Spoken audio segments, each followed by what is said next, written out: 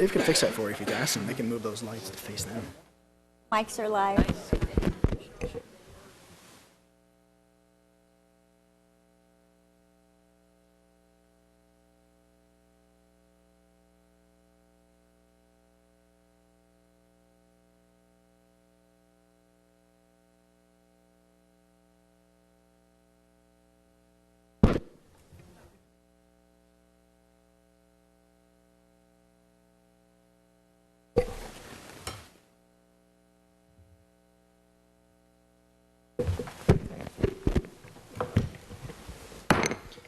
Good afternoon. Call the meeting to order for the April 25th, 2017 study session. Madam Clerk, roll call, please. The record will reflect that all members of council are present. Thank you. Item 1, are there any questions on consent calendar? Seeing none. Questions? Clarifications either. We'll do that at the general. Thank you. Now we have a presentation from MAD. Do we have a representative in the audience? Hi, welcome. Please come forward and tell us about yourself and the organization. Okay.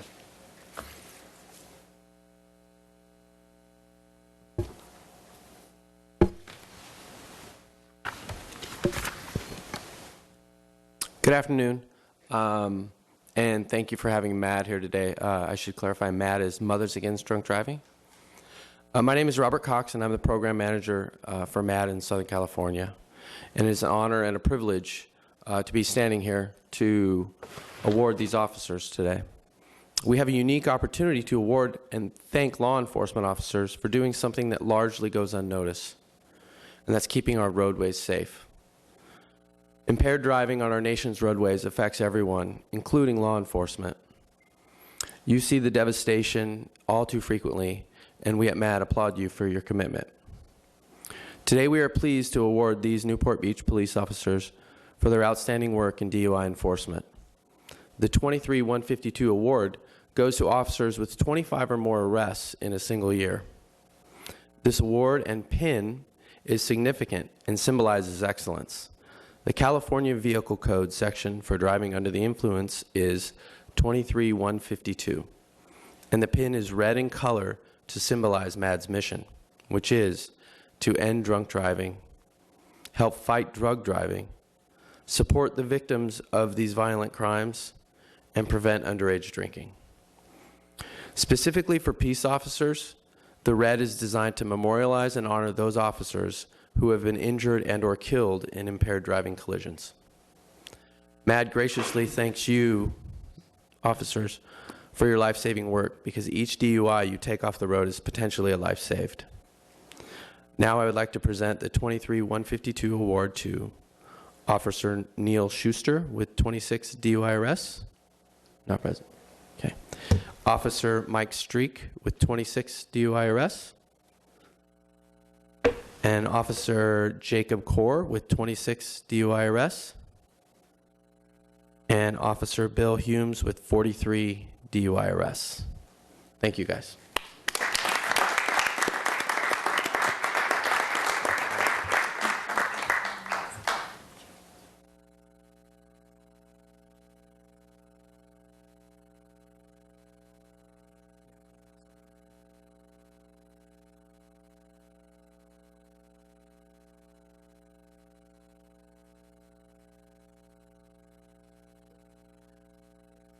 Thank you for that. Before we go to the flag for a picture, Chief, would you like to say a couple words about these officers? I think it's important to note that both of these officers here are assigned to our patrol division. These are not officers that are assigned just specifically to a traffic function or to a DUI function. So they managed to focus and really engage with unsafe driving behavior, particularly as related to intoxicated and impaired driving, in addition to all their other patrol duties. So to me, when I hear 25 and in some cases over 40 DUI arrests in a year, with everything else that we ask of these officers, truly is remarkable, and they are very well deserving of this recognition. So we thank MAD very much for taking the time and to recognize the great work of these officers. Great, thank you so much. Thank you, officers.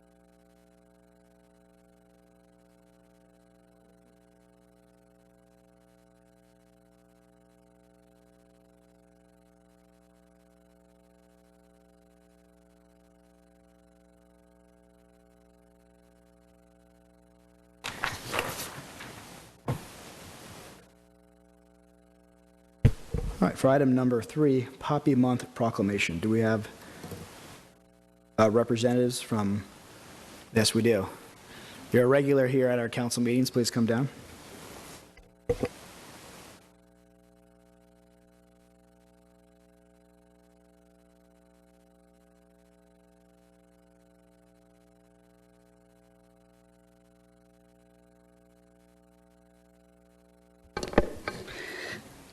Hi, I'm Debbie Schubert. This is Carolyn Whitliger, and we're with the American Legion Auxiliary Newport 291 Post, and every May we have Poppy Month.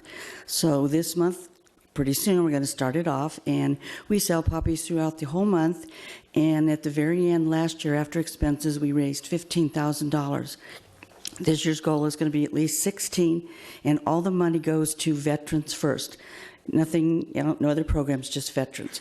I'd like to introduce you to Madison and Ashley Tessler, who are our new Miss Poppy girls this year. Hi, would you like to address the council? Tell us about yourselves. Well, I'm Ashley Trester, and this is my sister Madison Trester, and we're Miss Poppies for representing the American Legion Auxiliary. For the Newport area specifically, or you have a... Yeah, Newport. Well, great, welcome. Thank you for representing us. And the girls are now going to say the Flanders poem. Okay. Flanders Fields by Colonel John McCrae, May 1915. In Flanders fields, the poppies blow between the crosses, row on row that mark our place. And in the sky, the larks, still bravely singing, fly, scarce heard amid the guns below. We are the dead short days ago. We lived, felt dawn, saw sunset glow, loved and were loved, and now we lie in Flanders fields. Take up our quarrel with the foe. To you from failing hands we throw the torch. Be yours to hold it high. If ye break faith with us who die, we shall not sleep through though poppies glow and grow in Flanders fields. Thank you. I'll read the proclamation. We'd like to also make a presentation to you with our scrolls and poppies with the poem included. Okay, great. If you coordinate with staff, they'll hand it up to us. That's... Sure.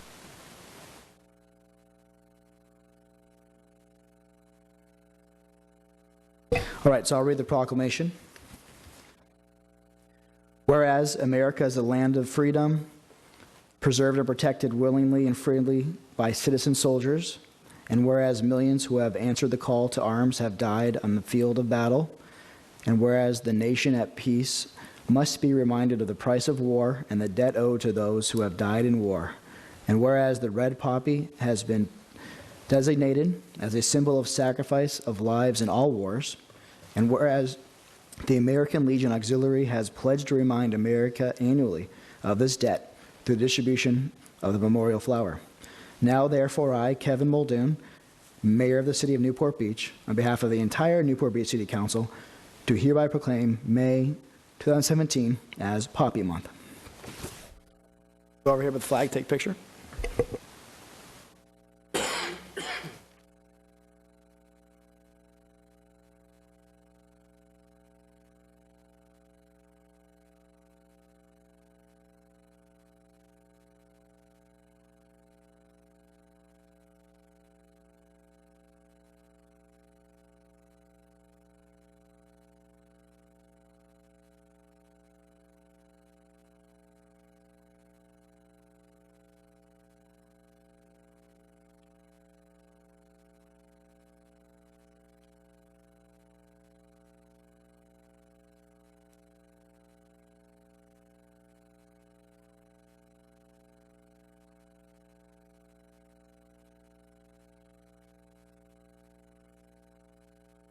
For item number 4, we have a Child Abuse Prevention Month.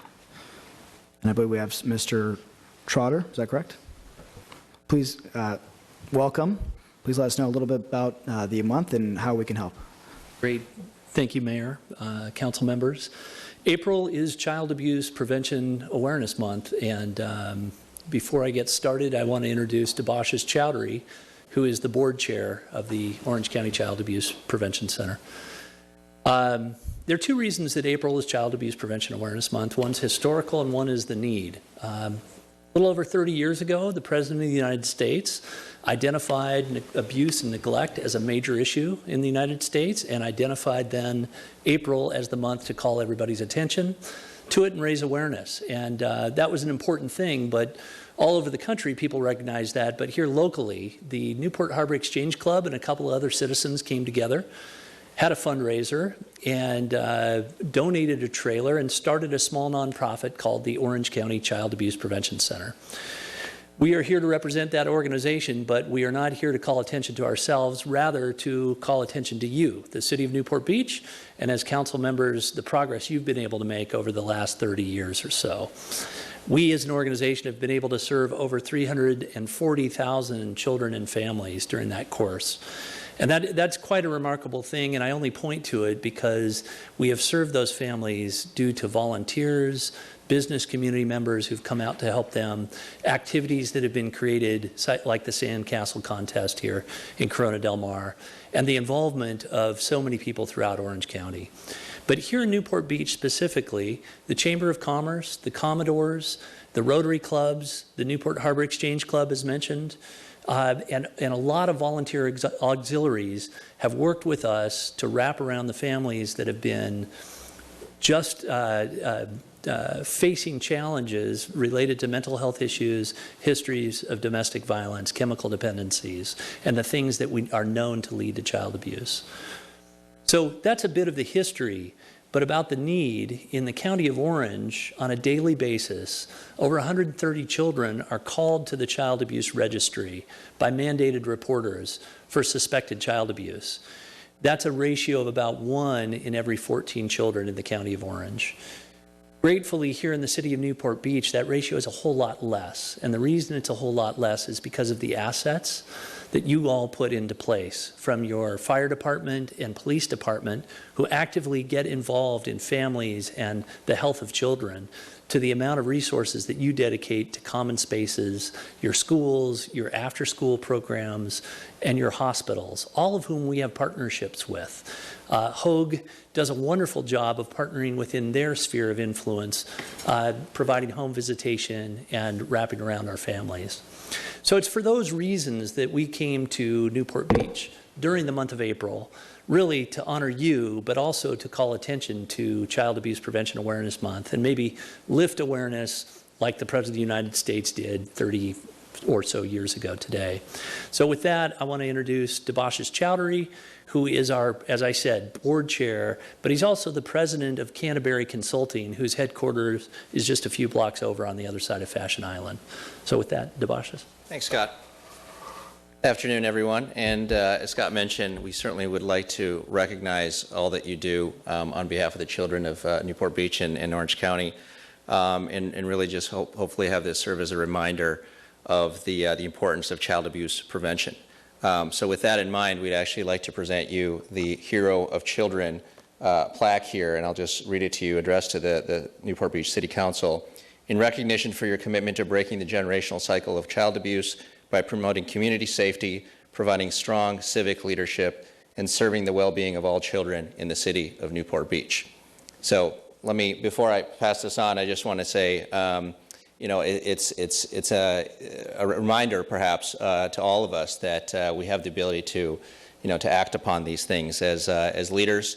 Certainly, in the time that you've yielded us in this meeting, as parents and learning and collaborating with our children, and quite simply as friends and neighbors, and listening and speaking to members on our community in the least formal of ways, and truly working together as a community. So thank you all very much for that. So, at the risk of appearing indelicate, could I invite you down to take a picture and we can hand this to you, or is it? Yeah. Yes. Well, first off, thank you for all your dedicated work in this righteous cause. We also, on behalf of the City of Newport Beach, we thank you for recognizing our efforts. Obviously, law enforcement and city employees who have interaction with children have to keep their eye out for it and let the authorities know if they see it. So it's a very important issue for us. I definitely will go down, and I'd like to invite any of the colleagues who want to go down and join, since the award is given to the entire city. So we will do so. Thank you.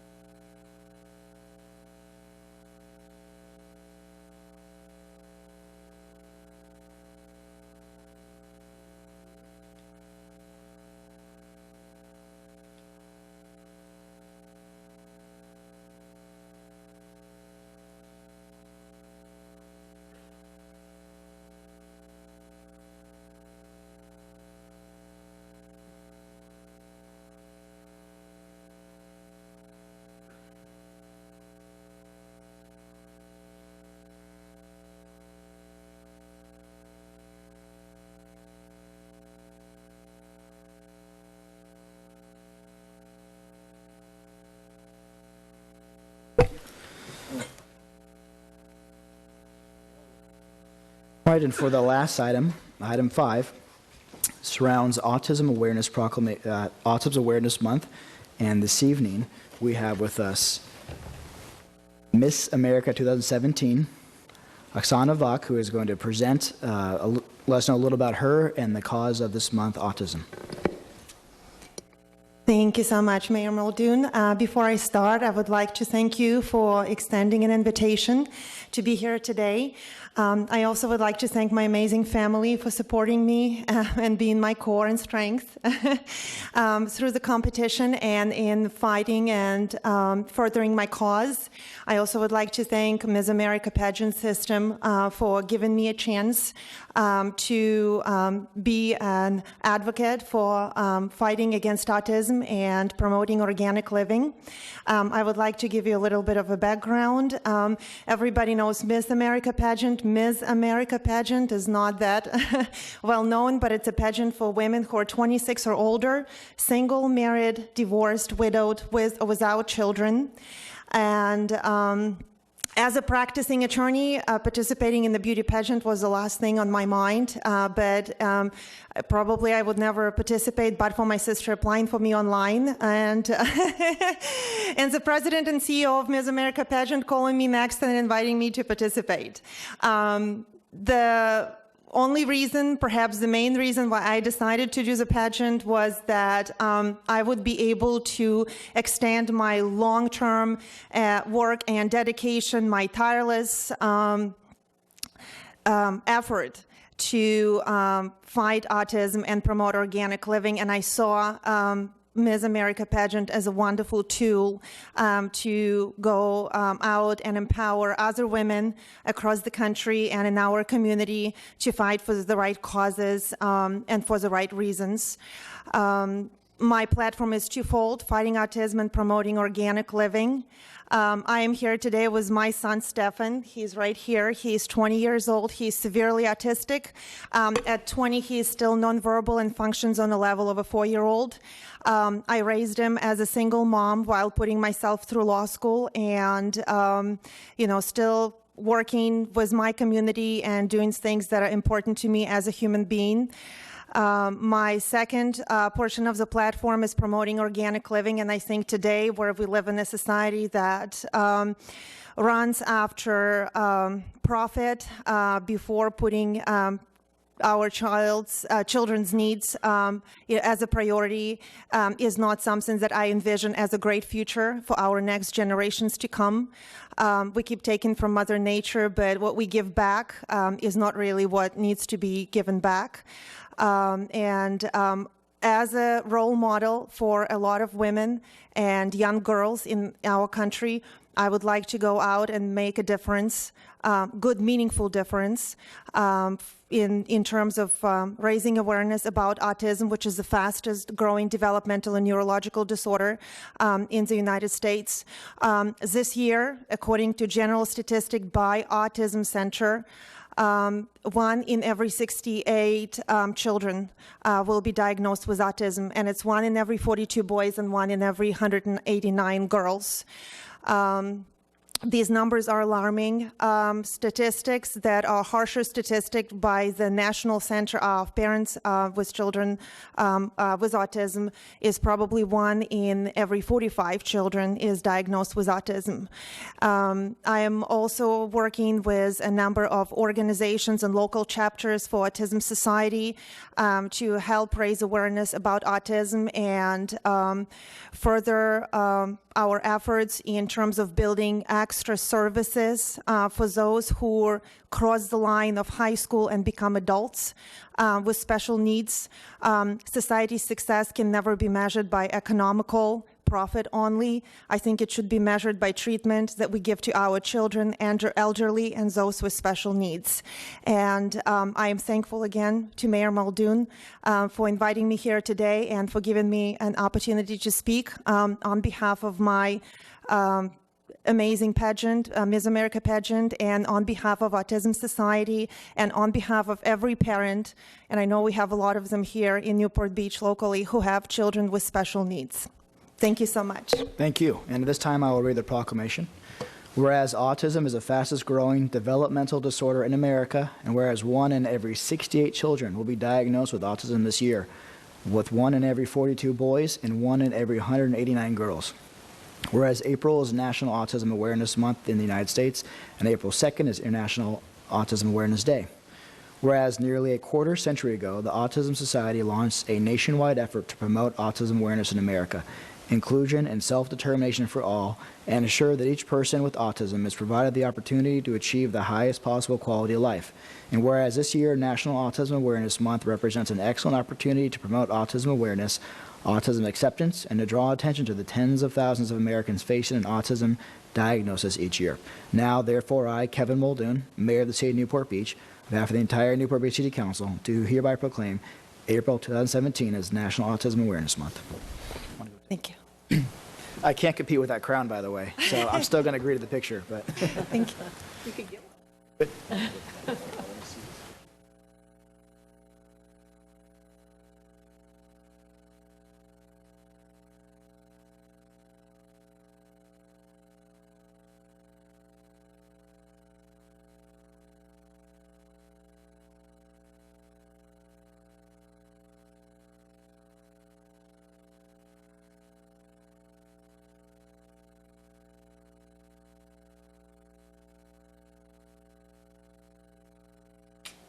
One.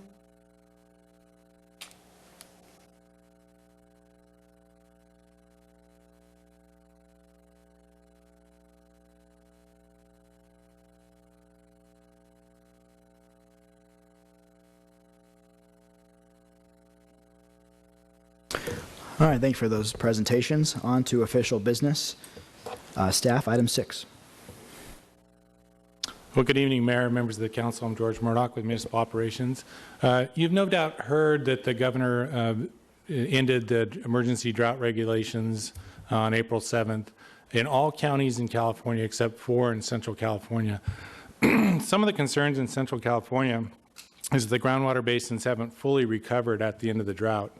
So some have asked us aren't you dependent on groundwater supplies here in Newport Beach? Yes, in fact, 75% of our supplies do come from the Orange County Water Basin, but we're lucky here in Orange County. We have the Orange County Water District who manages the basin, does a very good job of it, and has innovative ways to keep our levels high. So we thought it would be interesting for you and our listeners to have Orange County Water District come out and give you a presentation. I've invited John Kennedy, the Executive Director of Engineering and Water Resources, to go through a presentation about a little bit who is Orange County Water District, what our current basin levels are, and some of those innovative ways on how they increase water supplies in the basin. So with that, I'll hand it over to John Kennedy. Thank you, George. Good evening, Mr. Mayor, members of the council. Thanks for the opportunity to give you an update on activities at Orange County Water District. I do want to mention our director, Steve Sheldon, is trying to get over here. He texted me he's running a little bit late. We'll see if Steve is able to make it. Just a little bit of background information on Orange County Water District. Our boundaries are shown there in blue. The groundwater basin is roughly in the northern half of Orange County. We were formed in 1933 by an act of the California legislature to manage the groundwater basin. There are 19 municipal and special water districts that we serve. Newport Beach is one of those 19 agencies. We do work very closely with George here in managing the groundwater basin. And currently, about 75% of the water that you serve to your residents comes from the groundwater basin. The other 25% is imported. So when you do go home tonight and get a glass of water, I just want you to think that 75% of that water has come from our local groundwater basin. These next few slides show the complete water cycle, and then they also get into some of our operations. The city of Newport Beach is over here on the right side. I'll use the mouse. There's city of Newport Beach. And about, as I mentioned, 25% of your water is imported water from the Colorado River or Northern California. The other 75% is our local groundwater basin, shown here with this graphic. And this represents the city pumping groundwater out of the groundwater basin. Groundwater is much cheaper than imported water. George likes to pump as much groundwater as he can because it helps reduce the water rates he charges to your citizens. So we have all the cities in Orange County wanting to pump a lot of groundwater. So one of our primary jobs is to make sure we're putting in enough water to match how much water is being pumped out every year. So some of the sources of water that we use to recharge the groundwater basin every year, it starts with the Santa Ana River.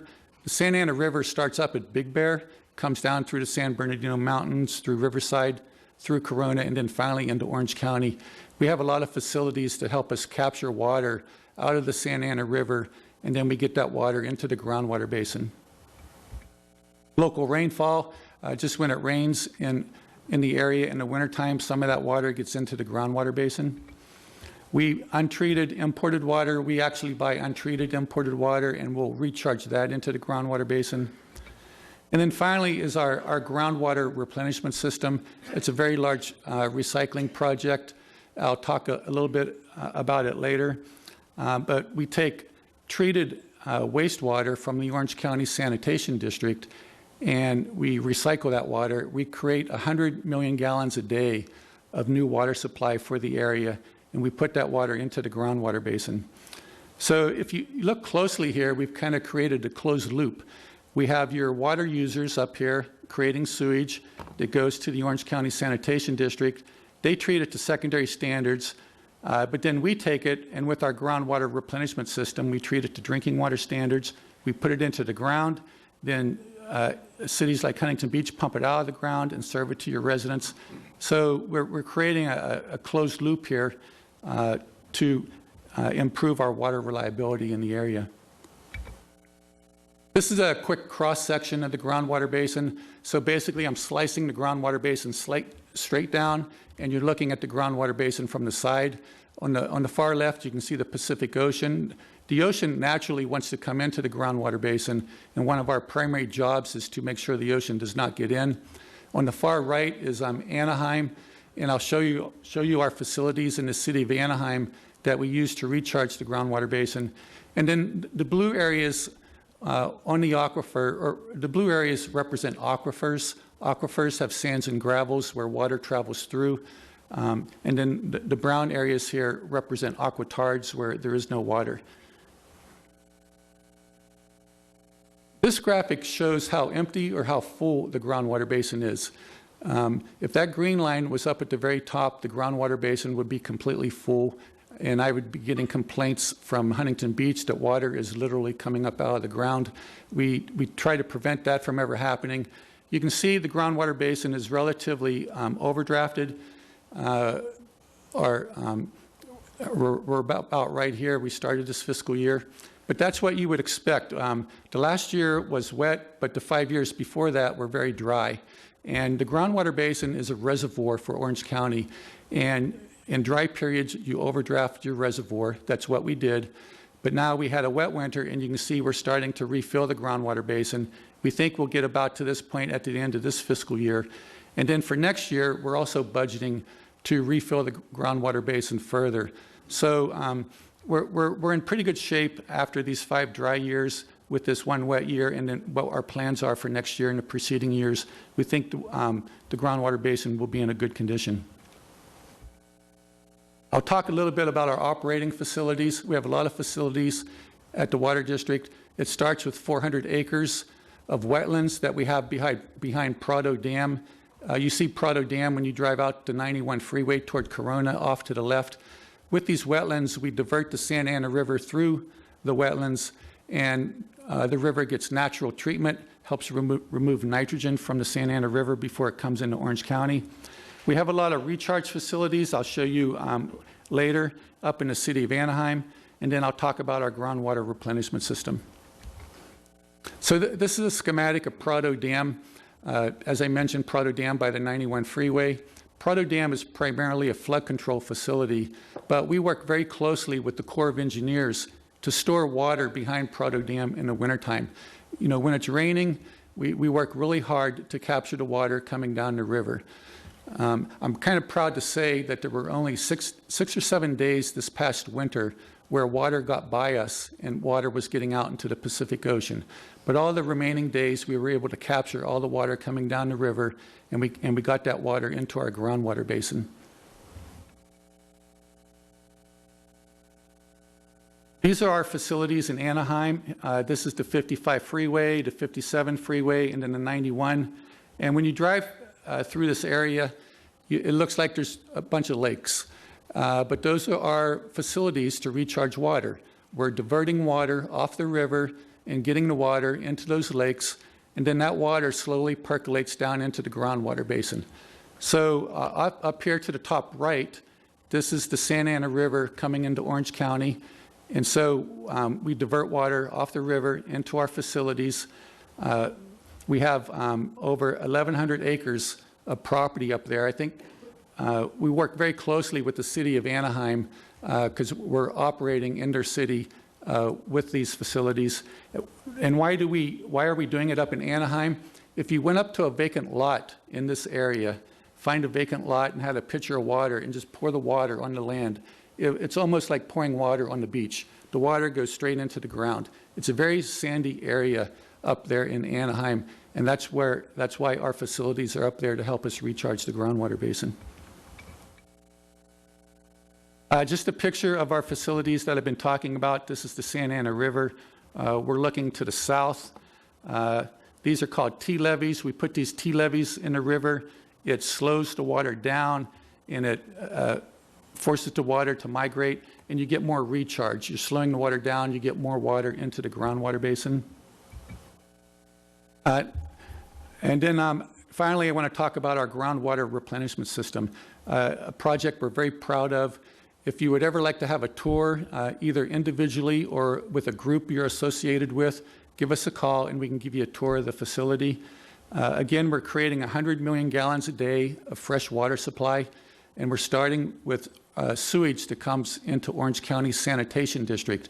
The Sanitation District and the Water District, we've been great partners at recycling water. And just so you're aware, the Orange County Sanitation District receives about 185 million gallons a day of sewage. So you can see we're creating 100 million gallons a day of water.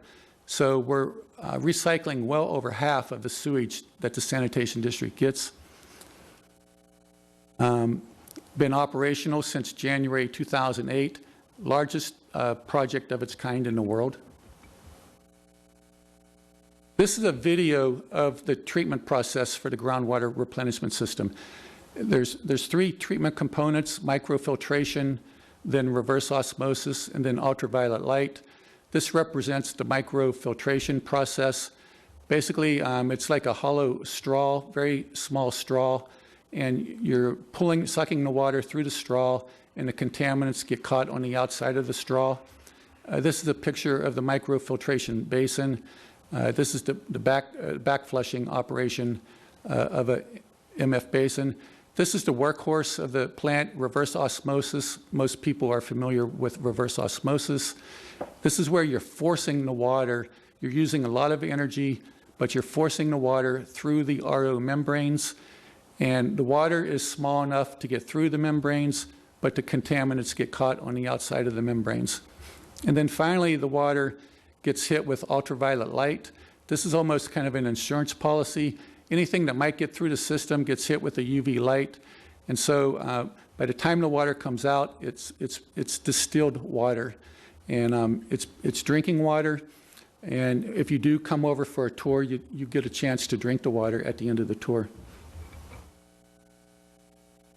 Benefits of the groundwater replenishment system are pretty obvious.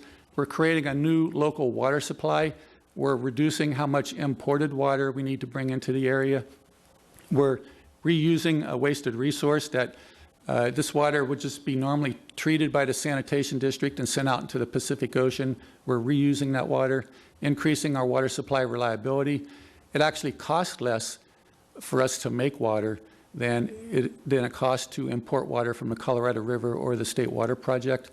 And it also, our process uses half the energy that it takes to pump water from the Colorado River or the State Water Project.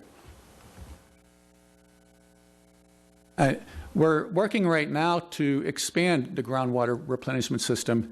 I mentioned we create 100 million gallons a day. We're working closely with the Orange County Sanitation District to expand the plant up to 130 million gallons a day. This will require beginning to recycle water from Plant 2 at the Orange County Sanitation District. you see Plant 2 over by PCH in the Santa Ana River. Currently, we're recycling all the water at Plant 1 at the Orange County Sanitation District. We've completed the CEQA for the project. We're going to hire design engineers here in a few months. It'll take roughly 2 years to get the project designed, also to secure the financing for the project, and then about 3 years to complete the construction. It's about a $350 million project. We hope to have the expansion done in about 5 years from today.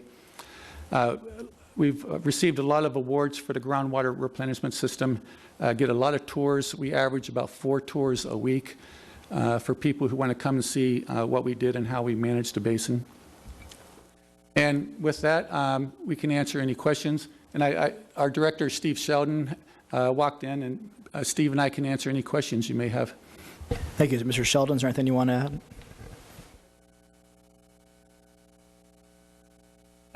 Did not. Yeah. Okay. You want to? We're bringing more.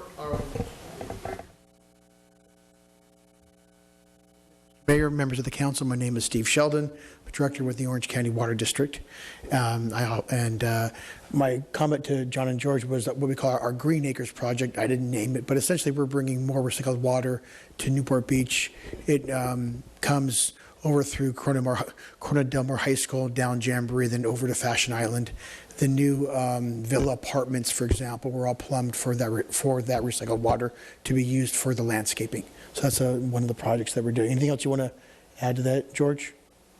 No, so you also know the 2 golf courses, which are our largest users. We use about 400 acre-foot a year of just recycled water, which Steve has talked about. So our 2 golf courses, Big Canyon Country Club and the Newport Beach Country Club, are all recycled water. So it was really nice during the drought that we had this recycled source. We've talked about expanding the system. The infrastructure is owned by the Orange County Water District all throughout the city, and we have about 14 connections currently. So a lot of people ask, well, how come we haven't expanded that? And it's really because of the limitations of the infrastructure, but it's been a great project. Great, thank you. Thank you for the presentation. Coming to the dais, any questions? Seeing none. Any comments from the public? All right. Thank you so much. Welcome. I'll see you outside. Okay.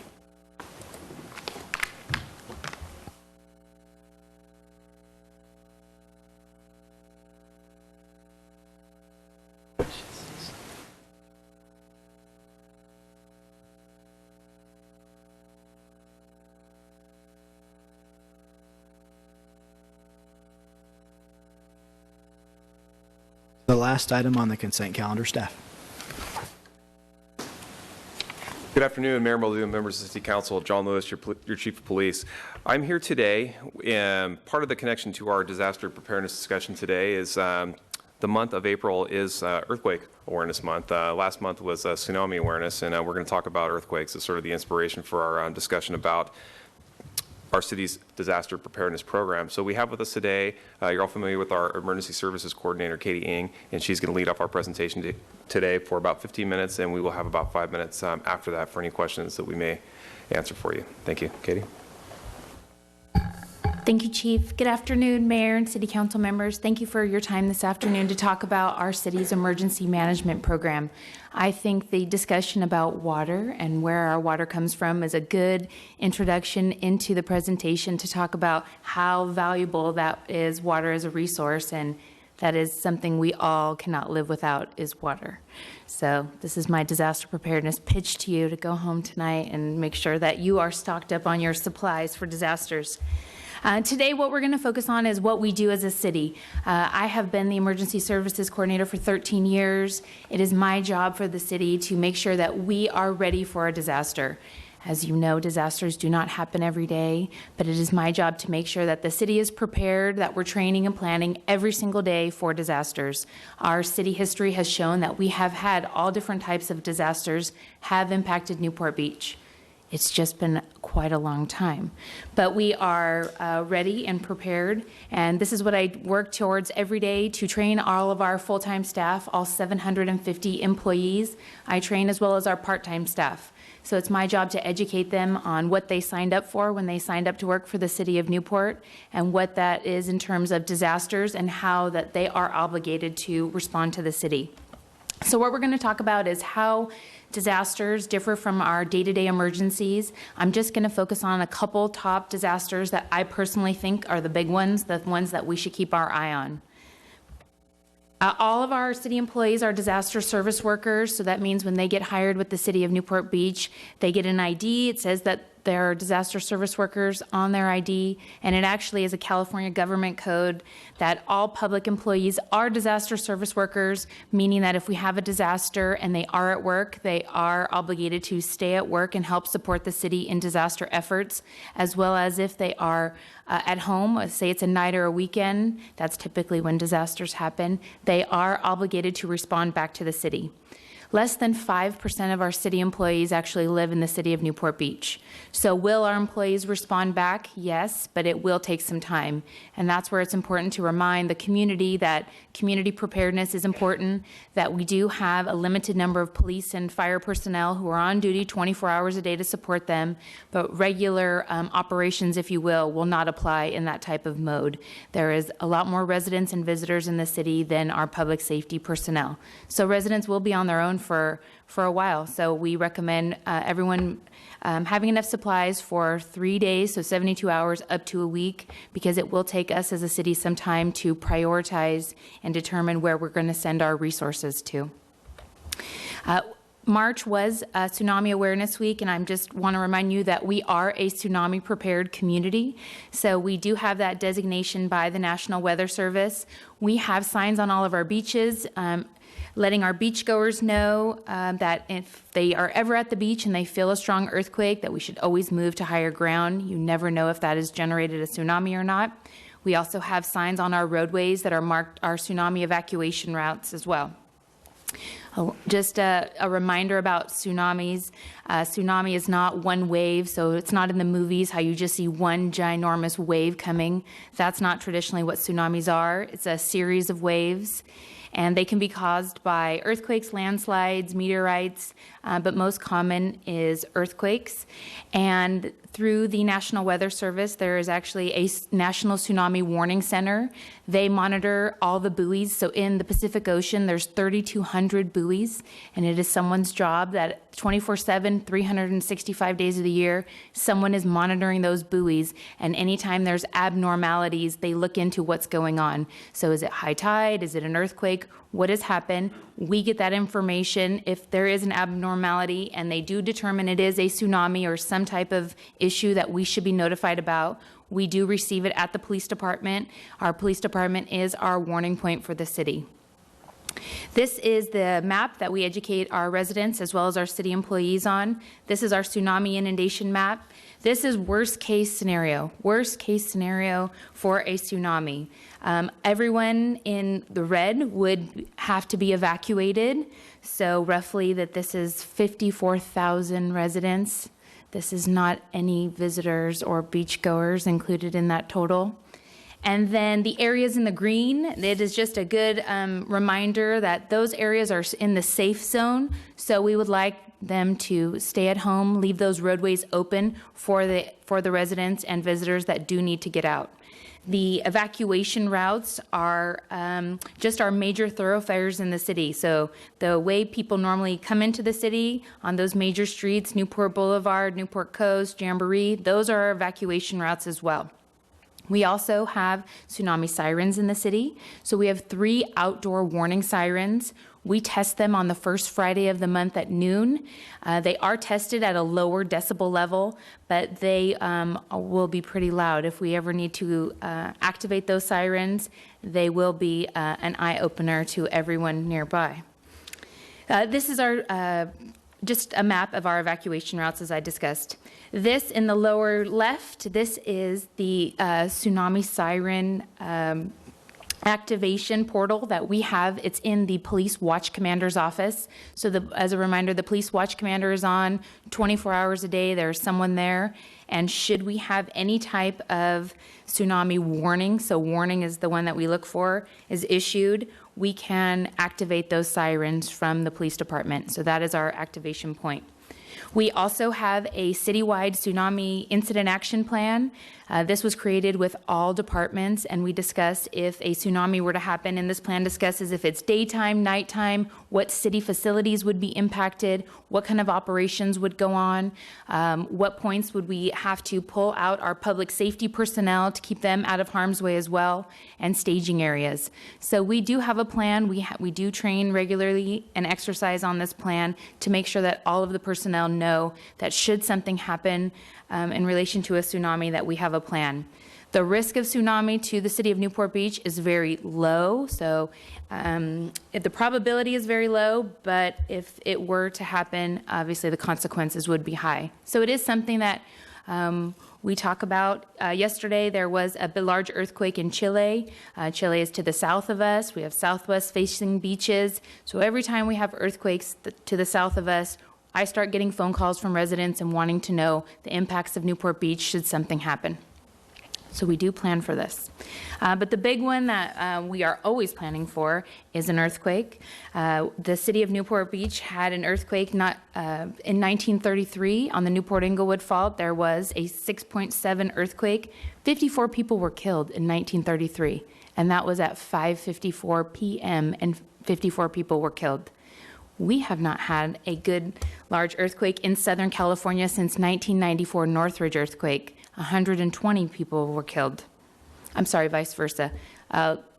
In the 1933, it was 54. Northridge was 120 people. So it has been quite some time. So put a pair of shoes under your bed tonight in case that we do have an earthquake. This was just in the Daily Pilot, March 21st. They have now, bad news for the city of Newport, they have been looking at the Newport-Inglewood Fault that runs right through our city, and actually they have connected that fault with others. So now this is the big earthquake off the coast of Southern California, an earthquake fault that connects to the LA and San Diego area. So this was all just recently at the end of March in the Daily Pilot as well as LA Times and Orange County Register. So they do think that the Newport-Inglewood Fault is a very active fault. You'll see the Newport-Inglewood right off the coast of our city. It runs from our city to the city of Inglewood. They do believe that this is still a very active fault in California. By the way, if anyone ever watching at home or here would like to know about earthquakes when we have them, you can go to the United States Geological Survey, USGS, and you can sign up to receive alerts. So you can sign up to receive alerts and be notified when we do have earthquakes, and it tells you the magnitude and where they are located. And you can set it up to a high threshold so you won't get notified every few minutes, because we really do have earthquakes that often in Southern California. Just a question for that. So the website again is? USGS.gov. So USGS.gov. Correct. You sign up and they will give you like a text message notification if you want it your cell phone? Yes. And we don't have a feature yet in our program, our app or anything yet, but that's something I hope that we could do down the road. Thank you. And these other lines that you see on the map, these are also known faults to the city of Newport Beach. We have had several studies that have gone on through our city as far as examining our risks for earthquake, our different faults, and what they think will happen. But we do know that we have 8 man-made islands, and those could be very problematic if an earthquake were to strike as far as liquefaction goes on those islands. So it is something that we are planning for. As far as the faults around us, the San Andreas Fault, that's 70 miles away. So that's a good distance away. Would we be impacted? Yes, but not nearly so as a Newport-Inglewood Fault earthquake.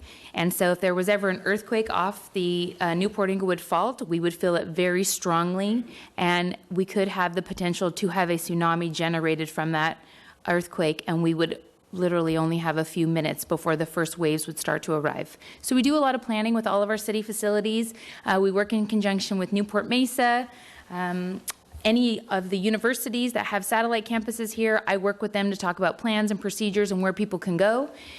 But everyone should evacuate the beach if they ever feel a very strong earthquake, no matter if you're here in Newport or if you're in Hawaii or wherever you vacation on the beach. That is an indicator to evacuate because you never know if a tsunami could have been generated. I just want to ask one question, sort of dispel, I guess, a misnomer. So a local earthquake is just as likely to create a tsunami as an earthquake that's within proximity, but there's distance for the wave to get, or ocean swell to get momentum? Correct. So with a local earthquake and tsunami, it's not likely that right away that those buoys that I was talking about off the Pacific Ocean, maybe they would catch that information. But by the time that all got back to our police department warning center and out to the public, it would be some time. So a good indicator is if you feel a strong earthquake, you know that it's close by, or you can guess that it's close by. And so if you cannot evacuate, going to a second or third floor vertical evacuation is always the best thing to do. So finding a second or third floor is the best place to go. The third fault is the San Joaquin Hills fault. This was discovered by a geologist at UCI, and that is close to John Wayne Airport. So these are kind of the three earthquake faults that we look at.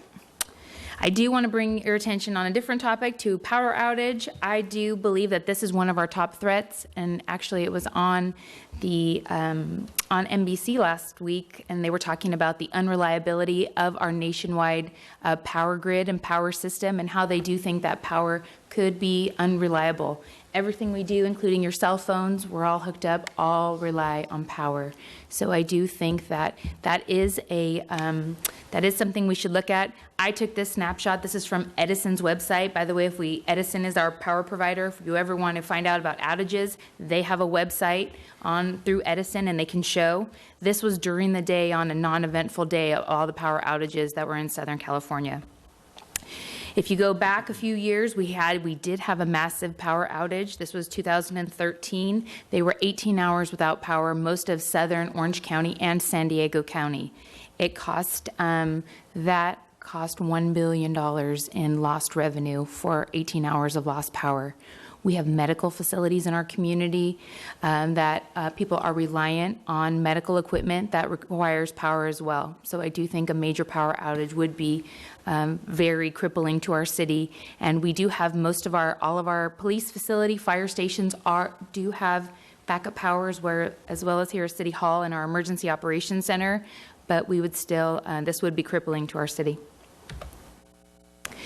Going into how we proclaim local emergencies. So if there were to be a disaster, our city would proclaim a local emergency. We send it up to the county. The county sends it up to the state. And if the state agrees, they send it up for the president for a federal declaration. Currently, the January 20th, if you remember, we had that big, a lot of wind, a lot of rain on that one day. We did get a presidential declaration. So we are in the process working with FEMA to get 130,000 brought back to the city. So that's our storm costs, our debris cleanup, personnel, anything related to that damage. We can recoup that cost because we do have current disaster plans and bringing that money back to the city. So if $130,000 is what we spent, when it's all said and done, we will have only spent $7,800 on that event. So that's pretty good money. Since 2004, we have brought back $1.3 million in state and FEMA funds back to our city coffers. This is our Emergency Operations Center. This is my job to make sure this center is ready at all times. This is in the lower level here at City Hall. We do have a state-of-the-art Emergency Operations Center that we do exercise at least a few times a year. I propose different hazards and disasters each year and part of our training plan to make sure that we are ready as we can be. Our Emergency Operations Center is staffed by our management staff, mostly for all city departments. We bring everyone together into the EOC for face-to-face communication to try to solve the problem. So whatever's going on for the disaster, we bring everyone together and trying to figure out where we're going to prioritize and send our resources and how we're going to support our city workers who are out in the field. Yes, Councilwoman Dixon has a question. Sorry. Yes. How often are our employees trained and refresh that training? What's the cycle? It depends on the employee's responsibility level. So I give training to all new employees. So all new employees, when they get hired, usually in the first 3 months, I give them basic training in our Emergency Operations Center, talk to them about some of our disasters like I just did a little bit with you, go over their role and responsibility. Now, as they, if they are a management or a key employee, they are rolled into our Emergency Operations Center staff, which requires at least an exercise once a year, and prior to the exercise, we do conduct training. So they touch on disaster preparedness or disaster training at least twice a year if they are part of our Emergency Operations Center staff. And we have 150 employees identified to staff our Emergency Operations Center, because you never know if people go on vacation, who is actually going to be there when something happens. So we train 3 people deep, if you will, to have backups to make sure that we are ready and prepared as we can be. Do members of the City Council need to be trained? The City Council does not respond to our Emergency Operations Center. City Manager Dave Kiff is in charge. He is the Director of Emergency Services in the Municipal Code. You as the City Council respond to your City Council conference room, and that is where I believe the City Manager will brief you and go back and forth about what has gone on and what decisions, if Council is not in session, to be made.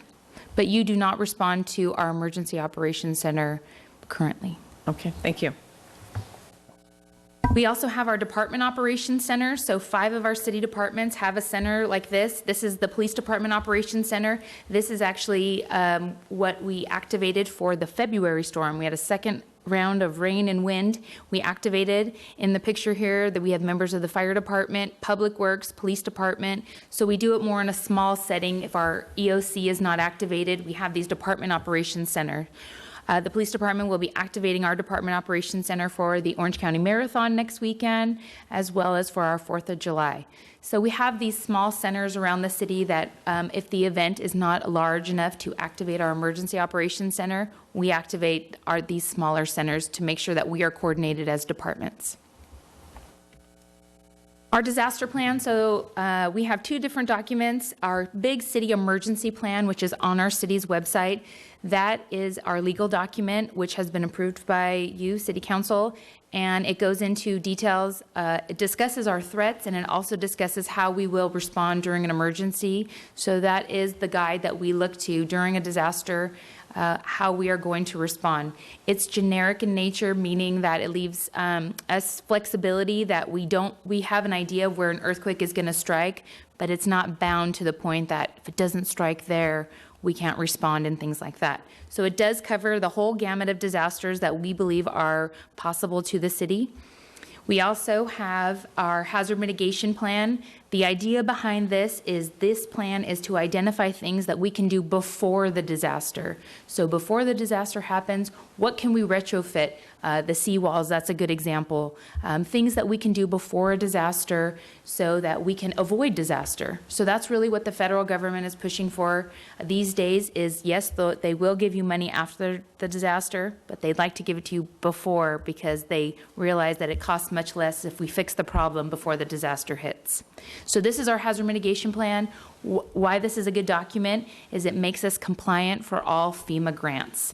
So having a plan, this plan was conducted with all city departments weighing in on it, and it leaves us open for all grant funding. So this is an important document that we have in order to receive funds before the disaster and after a disaster. We must have these 2 documents, and we have them.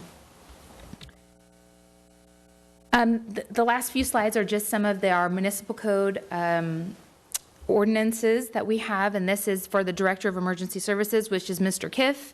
If council, if you are not in session, Mr. Kiff and the city attorney can proclaim a local emergency, and we kind of talked about that process already. But in the meantime, if council is not activated, they have the power to put in emergency provisions if council is not in session. And then if you're not in session, you ratify that local emergency within 7 days. You terminate it within 14 days.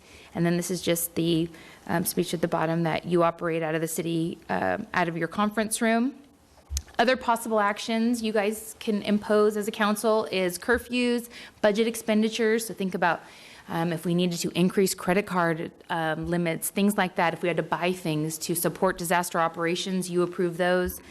Special proceedings, controversial decisions, relocating of residents. Are residents going to be able, if people are worried, to sleep in their houses if after an earthquake? Can they sleep in city parks?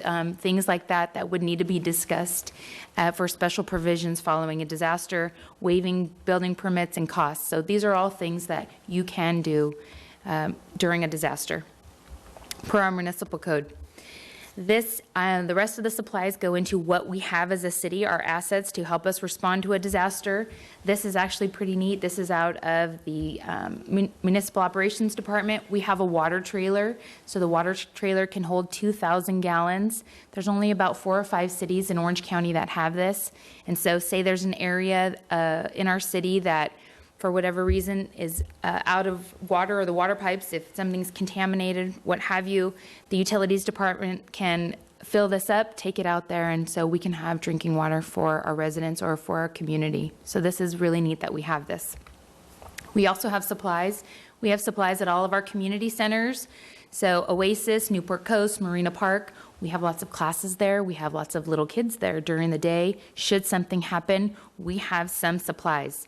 Newport is not rich in big box stores, so we don't have Home Depot, we don't have Costco, we don't have those types of stores that other communities do have. So we do try to store some supplies. I try to store non-perishable supplies if possible, and this is just a starting point for our employees to get started on the emergency and for basic first aid kits and such. We have it at all of our community centers. We also have a Red Cross trailer in our city. So our recreation department is responsible for sheltering. So if we ever needed to open up a shelter, recreation is responsible, and we train with them regularly. We have this asset in our city. We could bring this out to one of our high schools if those were determined to be the shelter, and we can set up our shelter operations. Yes, we have the Red Cross. We hope the Red Cross comes and supports the shelter, but we understand that the Red Cross is stretched between 3 counties, Orange County, Riverside, and San Bernardino. So it might be some time that they're coming till they arrive. So we train our city employees in the short term to fill that gap. This is what we have on tap for 2017. In March, we just did a recreation drill, so we pulled out that trailer and educated all of our recreation staff, part-time and full-time, what it would look like to set up a shelter. And Laura Detweiler, who runs recreation, did a great job, and we're making sure that their staff knows what the responsibility is. We have been working a lot in the police department, training all of our supervisors and civilian employees. So over 100 employees have been recently trained on what their role is in a disaster and how they support the department. Just next week, we have a lot going on. Public Works, we're doing a radio training drill. So we're training all of the Public Works staff, doing a refresher where they actually go out in the community with the 800 megahertz radios and refresh their training to make sure that should cell phone communications go down, we have 800 megahertz. We have a radio system that's how we can communicate our city staff during an emergency. We also, next week, on Wednesday, the Department Operations Centers, the 5 of them, will be activating, and we will be going, our scenario is talking about a power outage, and that is where we actually push incidents in quotes, to those centers, and it's up to them to prioritize staffing, and so we simulate a mock disaster. That is going to be next Wednesday, as well as the police and the fire department. They will be practicing their windshield surveys or damage assessment. So following an earthquake, the police department and fire departments have plans, and they drive strategic routes, and they're looking for damage. They're looking for damage, they're looking for impacted neighborhoods, businesses, schools, and they radio that information back to their respected watch commanders or battalion chiefs. We're going to practice that drill or that plan next Wednesday morning as well. So training. We try to train as often as we can just to make sure we have the institutional knowledge. We have a lot of new employees, and make sure that people are ready and know that we have the plans in place for a disaster. Also, at the second half of the year, we received a $130,000 grant, Homeland Security grant, and we'll be doing in-depth 4-day training for our management staff here on disasters. We'll do 4 disasters in 4 days to make sure that our staff is ready and prepared for an emergency. That is all I have prepared for you. Thank you. It's a lot. Thank you. Yes, back to the dais. A quick question. Could you explain how you intersect, or how CERT intersects with the disaster planning place? Yes, so in our city, we have disaster preparedness. We have it kind of divided, if you will. My position is responsible for the city, so internal workings of the city employees. And then the fire department has a community preparedness coordinator, which is Matt Brisboy. Matt works with all of, he does the CERT program, businesses, schools, everything community-based. It's Matt's position that educates and does planning locally with the residents. So we have a two-prong approach. I'm working internally, Matt's working externally, but our programs do have a lot of overlap, and we make sure that while our city is prepared to respond, we also educate our residents and make sure that they are prepared to respond, knowing that the city will be limited, at least at the very beginning, as far as resources to them.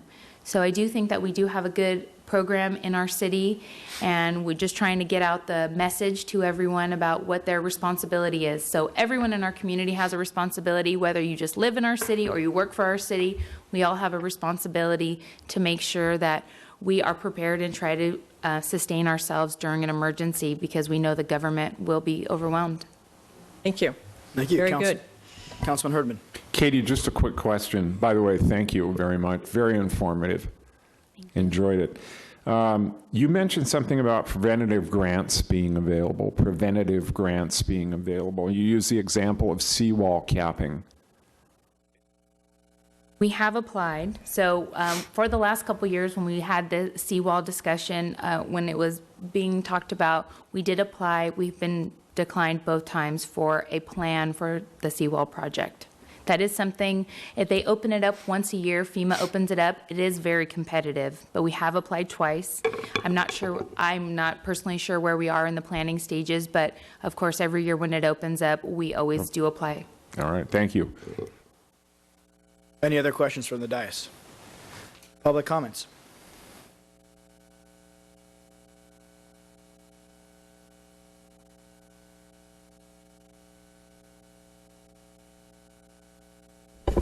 Mr. Mayor, members of the council, I'm Tom Collister. I live in Irvine Terrace, and I have been an active member in the Community Emergency Response Team here in Newport Beach, which has been recognized by FEMA, as many other organizations, as being one of the best in the nation.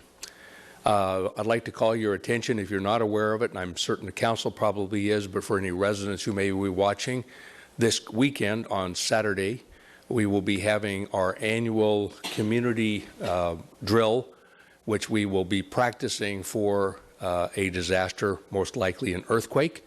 And I think there are over 180 different community associations in the city of Newport Beach, and about a dozen of those will be participating in this drill. I personally invite you to come over to Irvine Terrace if you would like to. Irvine Terrace has been recognized as one of the top communities in its disaster preparedness, and in the Irvine Terrace Park from 9 a.m. to 11 a.m. we will have our community emergency response team there, and we'll have our shelter open so you can take a look at that.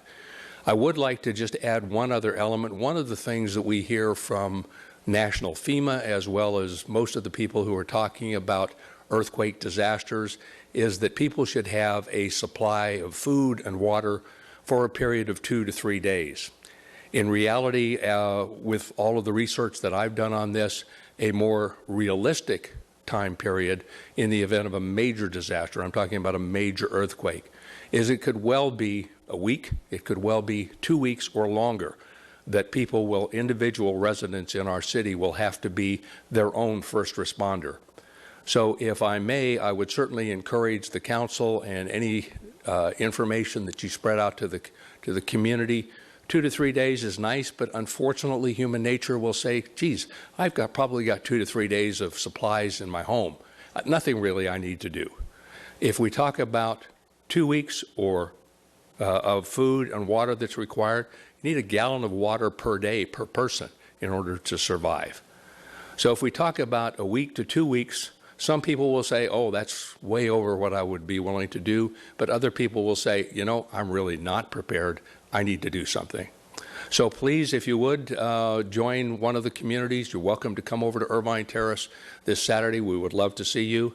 And I encourage the excellent job that both the fire department, the police department, Katie Ying has been a major part of this, Matt Brisboy as well. They're doing an excellent job. Please continue that effort. Thank you very much. Thank you. Now, I want to ask Dave a quick question. So, my neighborhood recently, the water was cut off in the Bluffs. If something were to happen of epic proportion, what happens to the water that's in our pipes?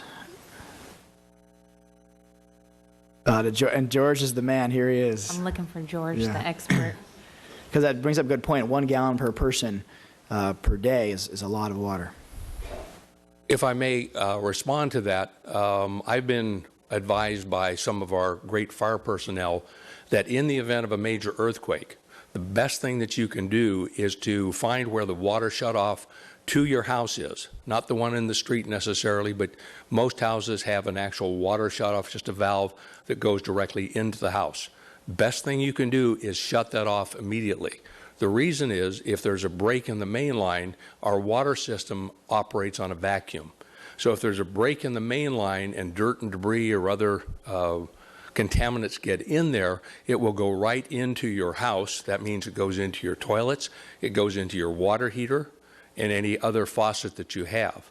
So if you shut those off, you now have resources. Most houses have at least a 100-gallon water heater. So there's water that you could use. And you can also drink water out of the toilet. I suggest the back part of the toilet as opposed to the front part. But that is also a small resource for you. Then, once that water runs out, what you can do is you can open that house valve up and determine whether or not there has been any contamination, and if there has, then shut it back off immediately. Just as an example, the city of Newhall, during their earthquake, which I believe was about a 6.6, 6.8 earthquake, lasted somewhere between 10 to 15 seconds. For the entire city, over all of the water lines broke in that city within 2 minutes of the earthquake. The city itself was out of water for 6 weeks. Now, fortunately, the cities around it had water supplies, but the city of Newhall, out of water for 6 weeks. George, I'd love to hear your expert opinion on this. So one of the nice things in Newport Beach is you have the second largest water reservoir in Orange County. So the Big Canyon Reservoir, which was built in 1957, holds about 195 million gallons of water. It's up on a hill, so gravity feeds down into the city. So it was originally designed for that. There are communities above that that we would have to pump, and we have backup generation and those kind of things. In an earthquake, a couple things happen. So water systems are looped. So if one part of the community goes out, we can isolate those areas, but other parts of the city still have water.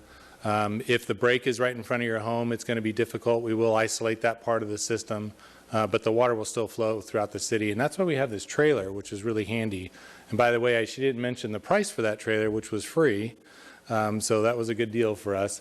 But that gives the residents at least some water supply. We can bypass, go from fire hydrants. The gentleman that just spoke is correct. There's some emergency water in your home. We will notify folks if there's a contamination.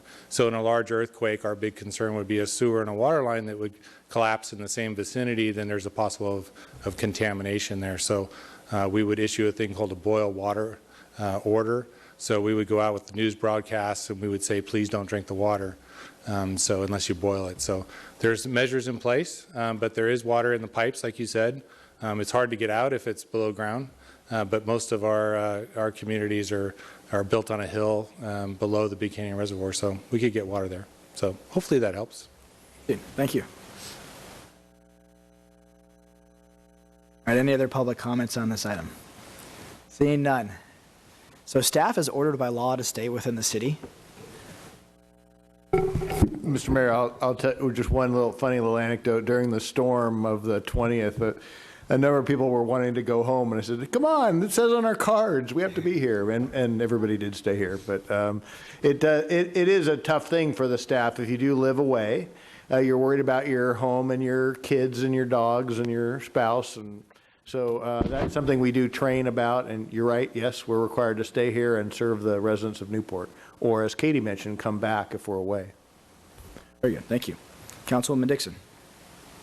I really appreciate this presentation, and Katie, I appreciate you gave me, and I think you've invited everyone to go down to the Emergency Operations Center. Let me just ask you a couple of questions to follow up on your excellent presentation. What is the size of your staff? It's just me. I really commend you, and I commend the city for, you said you've been with the city in this role? 13 years. 13 years. So we are very fortunate to have you and your experience.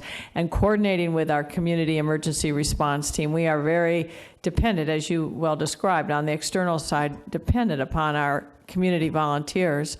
And I commend Tom and your team. How many volunteers do we have? CERT members? The fire department has, I don't want to speak for them, but over 1,200 That's what I CERT thought. volunteers in the I knew it was community. over 1,000. I mean, that's just tremendous in a city our size. So we're very grateful, and for any, knock on wood, any future disaster, I think we're going to be in as best case as we can be. But I want to thank you all, the volunteers, and you, Katie, for doing yo-person work for our community preparedness and our emergency preparedness. So thank you. Thank you. Thank you.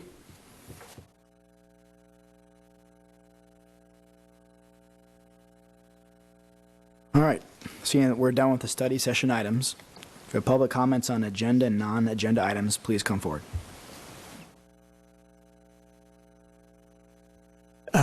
Mayor Muldoon and members of the council, thank you. My name is Jim Mosier. I had a few brief comments on the remainder of the agenda. First comment I wanted to make, looking at the closed session, I see the first item you're going to be talking about setting a price in terms of payment for the old City Hall site at 3300 Newport Boulevard.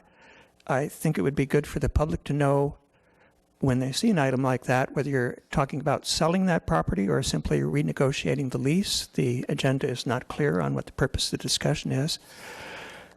Second thing I wanted to comment is on, it seemed curious to me, items E and F are about your labor negotiations and setting new compensation levels for the 3 employees who work directly for the city council. The strange thing about this is the last item on the regular agenda tonight is those actual agreements, which are the product of that.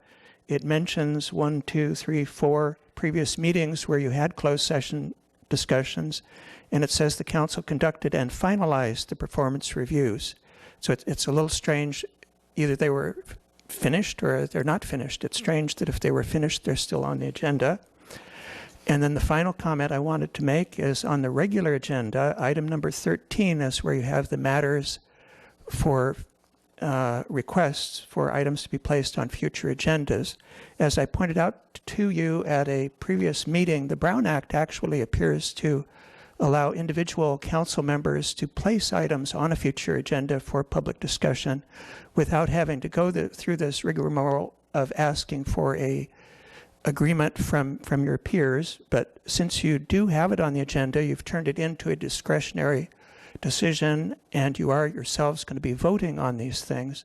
So I'm inquiring again whether you are going to invite public comment on these items before you vote on them, so that if it is a discretionary decision, the public at least has a chance to influence your decision on them. And of those items, there's 1, 2, 3, 4 tonight. I know there's particular interest in the reason we have on this an item for relocation of the statue honoring Ronald Reagan being moved from Bonita Canyon Sports Park to the Civic Center. My personal interest in that is, as you know, at your last meeting, you took a vote on both moving that statue and reducing the funding for what is called Phase 4 of the Civic Center sculpture exhibition. Neither of those items was on the agenda at the last meeting, which is arguably a violation of the Brown Act to be acting upon something that the public was not aware you were going to be discussing. So I am curious if this item being on the agenda again as a request for an agenda item means that the council is recognizing that those votes taken at the last meeting, even though they were widely reported in the media, were actually legally invalid and of no effect, and you're redoing those, or if this is merely to further discuss and refine what you think is a decision you already made. Those are my comments. Thank you. Thanks. Hey, Jim, before you sit down, the second point I was a little confused by. Before the Reagan statute, you made a point. Yes. Yeah, you covered a lot. Do you remember what it was? I made the point that I believe council members under the Brown Act are allowed to simply ask for an item to be put on the agenda, and that request should be honored whether or not the other council members agree with that being a topic of public discussion. I see what you're saying. So the complaint is against internal city policy. I'm thinking the policy is not necessary, but if you're going to be taking a vote on them, I think the public should have a chance to attempt to influence your vote. I do not think the vote should be necessary. Okay, thank you. Is now the appropriate time, Ms. Harp, to deal with the Brown Act concern? I know the questions were raised of whether or not the Brown Act was violated at the last meeting. The professional service agreement between the city and the Arts of Orange County that was considered and approved at the last city council meeting, it included a requirement that the consultant be responsible for overseeing, managing, planning, and selecting the installation of public art for the sculpture exhibit. So as part of that scope of work, it was entirely appropriate for the city council to direct that when they're looking at the planning and selection, that the consultant take into consideration that moving the Reagan statue as one of the pieces for the sculpture exhibit was something that the council would like to see. So there's no Brown Act issue with what happened at the last meeting, and I hope that clarifies things. So as a subject matter, it's essentially we had subject matter notice and jurisdiction over statues in the sculpture garden. That's right. Okay. Thank you. Mr. Harp, back to you again. Oh, okay. Thank you. Yes, please come forward. Good evening. I'm Sabuhi Karem, and I'm a resident of Newport Beach. And I have a couple of comments about two of your agenda items. One is agenda item number 6, which is the change in the policy for the invocation. And I took a look at the policy that has been redlined, and it really seems that it's a very reasonable policy. It does not, some of the things that have been redlined are really unexceptionable, like the tone, tenor, and content of the invocation would not, to a reasonable person, be considered as advancing or disparaging a specific religion.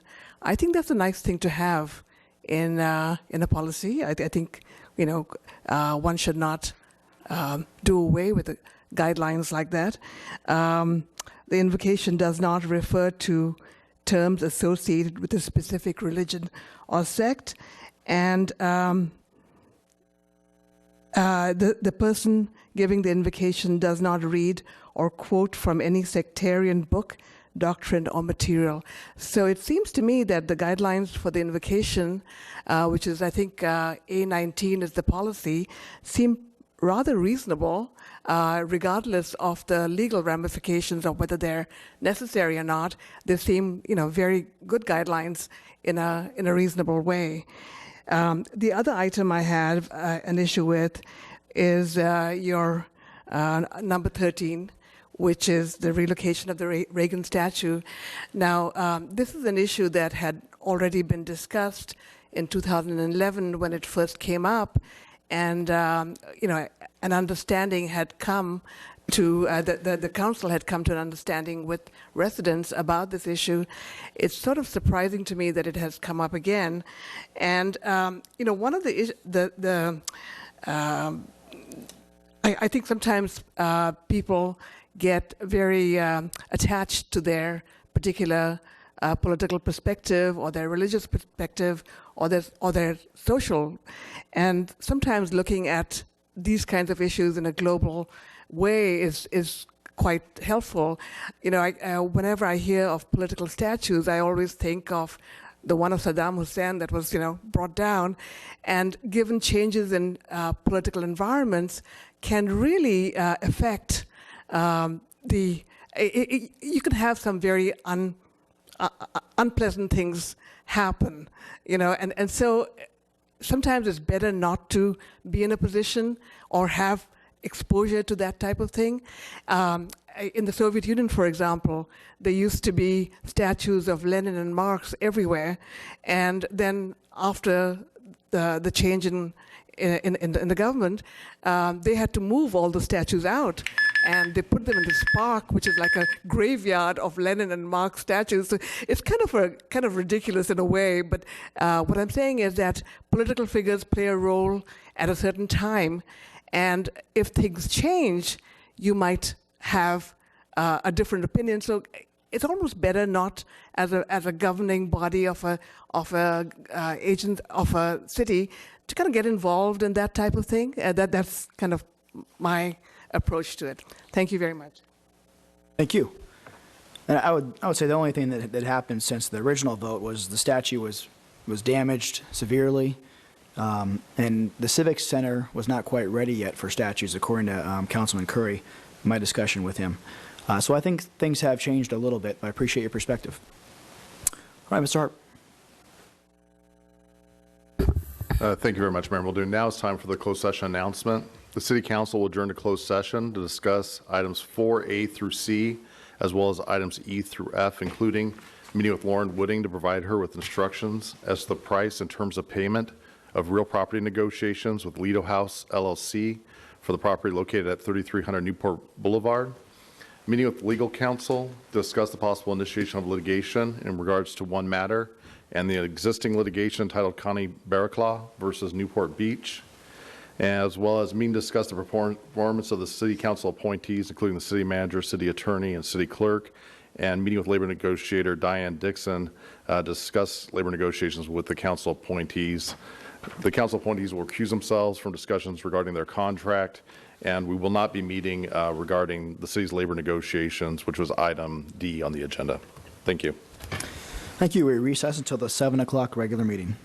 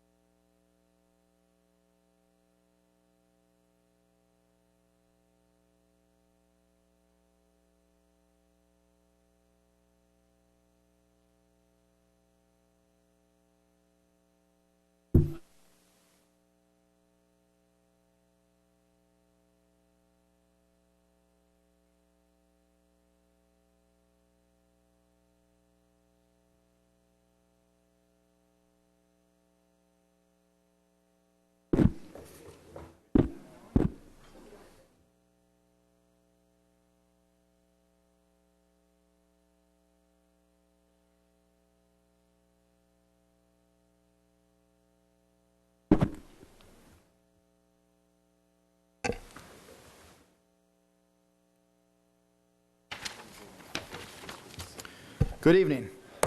Call the meeting to order for the April 25th, 2017 regular meeting. We are outside watching pickleball, so please excuse our tardiness. Madam Clerk, roll call, please. The record will reflect that all members of council are present. Mr. Harp, is there something to report? Yes, just briefly. In regards to closed session item 4A, conference with real property negotiators regarding the property located at 3300 Newport Boulevard, Newport Beach, California, and Lido House LLC, the City Council has decided to not take any action at this time. Thank you. Now for the Pledge of Allegiance. Jeff Herdman, would you please lead us in the pledge? Would you all please stand and join me in a Pledge of Allegiance? Ready? Begin. Pledge of allegiance to the flag of the United States of America and to the republic for which it stands, one nation, under God, indivisible, with liberty and justice for all. Thank you, Councilman Herdman. Now for the invocation, Councilman Piotr. If you bow with me. God, thank you for the opportunity to come here tonight and lead the people and make decisions on behalf of the people. We ask that you give us the wisdom that only you can give, and we ask for it in Christ's name. Amen. Madam Clerk. The city provides a yellow sign-in card to assist in the preparation of the minutes. The completion of the card is not required in order to address the City Council. If the optional sign-in card has been completed, it should be placed in the box provided at the podium. The City Council of Newport Beach welcomes and encourages community participation. Public comments are generally limited at 3 minutes per person to allow everyone to speak. Written comments are encouraged as well. The City Council has a discretion to extend or shorten the time limit on agenda or non-agenda items. As a courtesy, please turn cell phones off or set them in the silent mode.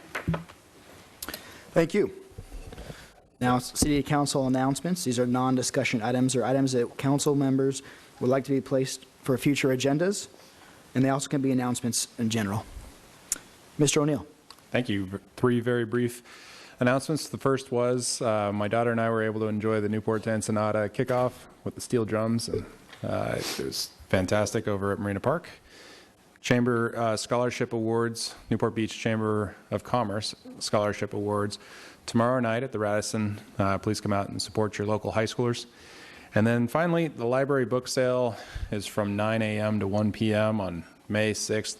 This is the $2 a bag, so stuff as many books as you possibly can into one bag, all for $2. Thank you. Mr. Piotr. Mrs. Dixon. Yes, thank you, Mayor. I have a couple of announcements. I'm delighted to announce the Finance Committee will be meeting this Thursday at 3 p.m. Look forward to seeing many of you there to hear about our new proposed budget. It's not as complicated or maybe not as boring as people think. I think it's really exciting to see how our general fund monies are spent to support and maintain our quality of life. So I urge you to come and be involved in that.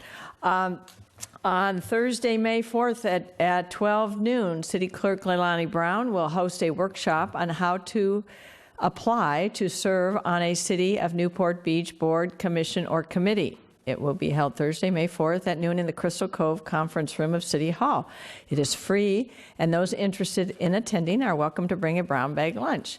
And for more information, please call 949-644-3005.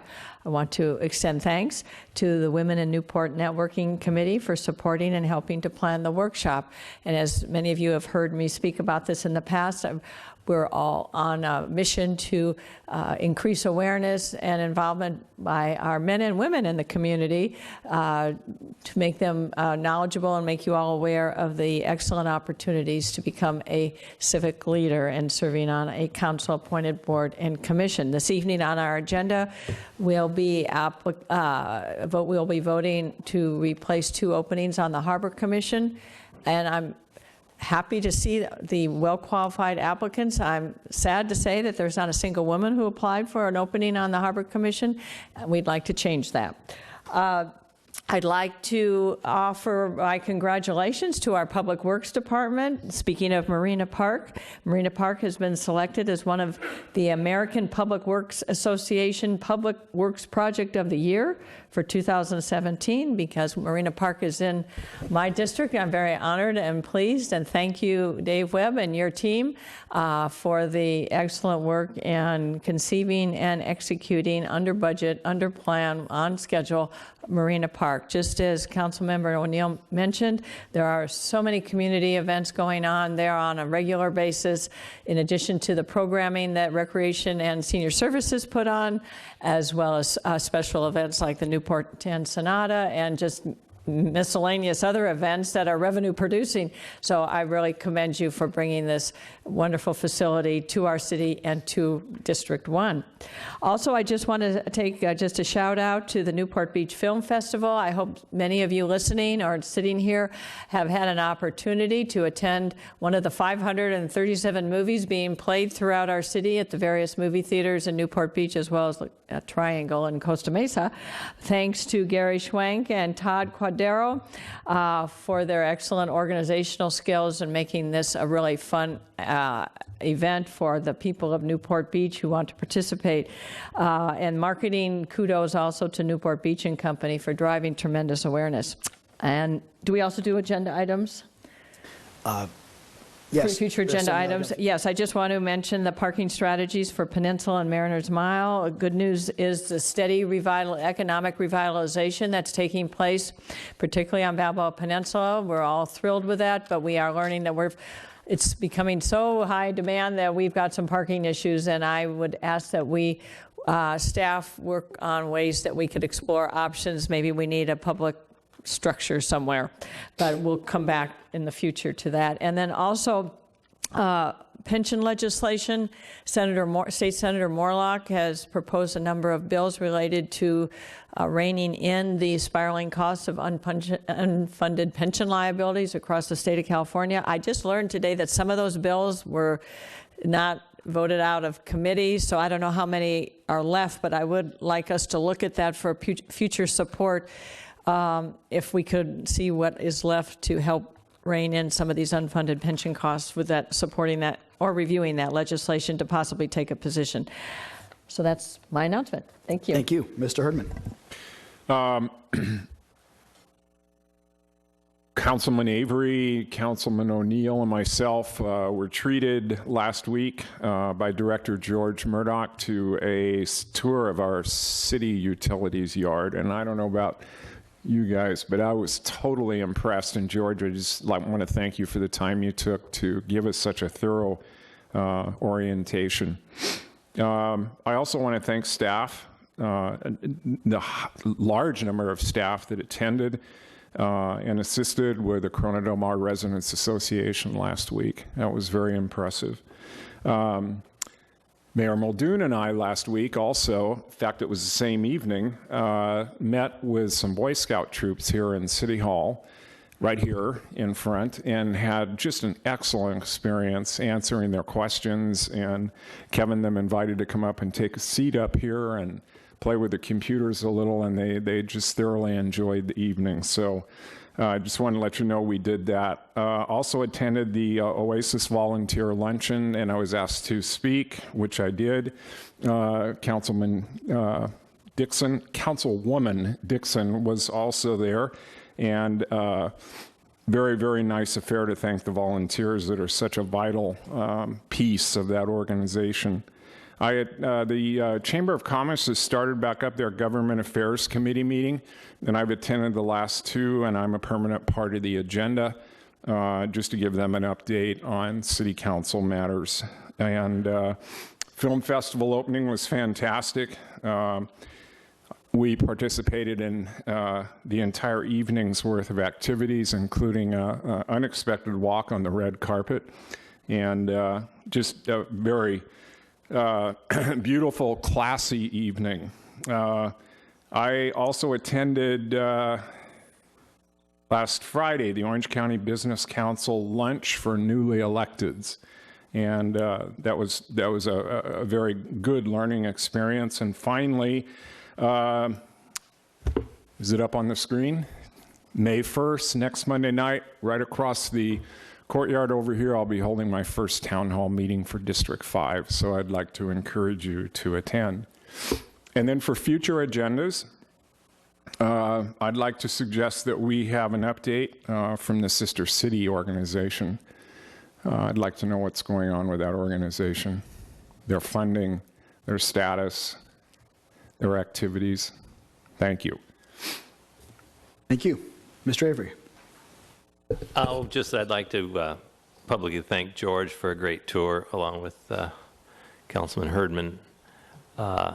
It's really something to just, like, over and over again when you get on the council, to see the degree of professionalism and the different departments and how lucky we are to have such good people running them. But also they're extraordinary. We're a different city, but the water operation is something, and all the effort that goes into it. Just a quick thing that I learned was that every morning there's 5 guys that show up, I think, George, right, to go out and take graffiti off in this city. And for years I told visitors, we don't have graffiti in Newport Beach. I've never seen any. Well, there's 5 guys that show up every morning, Monday through Friday, and go out there and get it done early in the morning before I get up, I guess. So that was just one of the tidbits, and just another really small part of why we're really an extraordinary place. But the water operation is amazing. So, and a lot of thought has gone into the safety factor and, the challenges to the system, getting us through droughts and emergencies. So it's great stuff. Thank you. We're so fortunate to live in a full-service city. Wow. Mr. Duffield. I would like to agree with Councilman Avery on that. We have a very special man in George Murdoch and his crew. I'm constantly amazed at it too. And what do you say all the time? If you're supposed to be nothing happening, it's a good thing, so nobody cares about water. That's what he always tells me. And nobody cares about my job, But obviously, we appreciate the heck out of it and forget about it. So I agree with Councilman Avery. A self-serving announcement had a little grandson number 3, Peter Duffield, last week. All right. Congratulations. All right, as far as announcements or future items, I have none. So next we have matters which council members have asked to be placed on a future agenda. These items do not involve discussion. They're simply whether or not we agree as a council to bring the future agenda forward. And they're not subject to public comment, but there is a chance for you to comment shortly.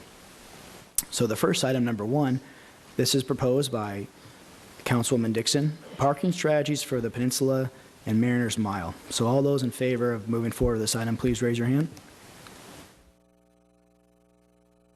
Thank you. Second item is proposed by Mr. Piotr, regulations relating to food trucks, including on the Newport Pier. So all hands showing interest in discussing this matter.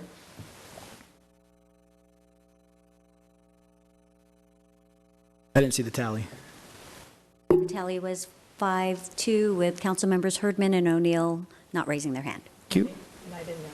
You did, okay, thank you. Thank you. 4-3. This next one is moot. Relocation of the statue honoring Ronald Reagan from Bonita Canyon Sports Park to the Civic Center. I put this on the agenda out of request for Mr. Mosier for the sake of transparency and understanding. Essentially, I introduced this as something to be put on a future calendar agenda, I think prior council meeting. However, when the topic came up for the sculpture garden, a motion was made to have it included the sculpture garden at that location. Now, Mr. Harp explained earlier that's not a Brown Act violation because sculpture pieces at the garden. Actually, I'll just let Mr. Harp explain. So just briefly, the matter that was considered by the City Council at the last meeting was the professional service agreement with the Arts of Orange County, and the City Council considered and approved that agreement. One of the terms of the scope of work is basically the planning and selection of what pieces are going to come into the sculpture garden, and it's appropriate to include the Reagan statue as part of that overall analysis that they're doing. So there was no violation of the Brown Act in considering that item. Thank you. Nevertheless, I understand that there are some individuals who would like to be heard on this issue, and there will be a chance to express your opinions shortly.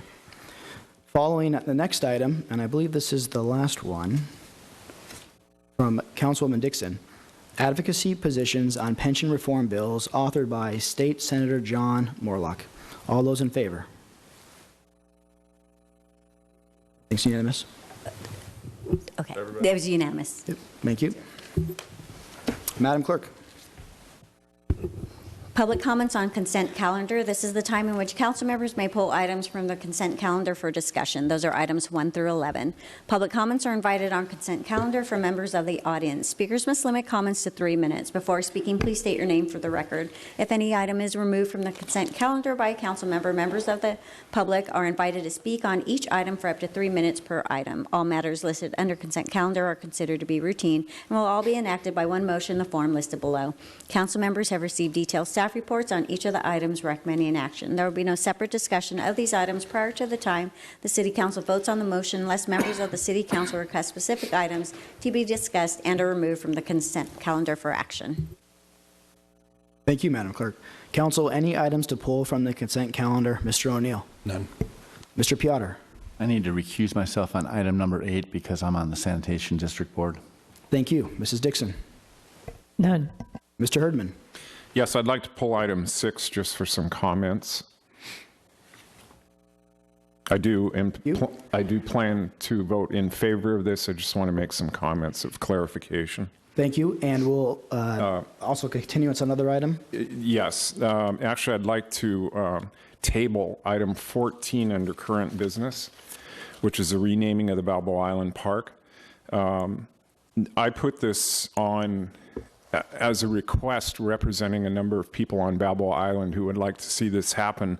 However, I was surprised to see it on tonight's agenda because I would like to see this go through the typical policy procedure of going to Parks, Beaches, and Recreation Commission first for presentation, and then they would come to us with a recommendation.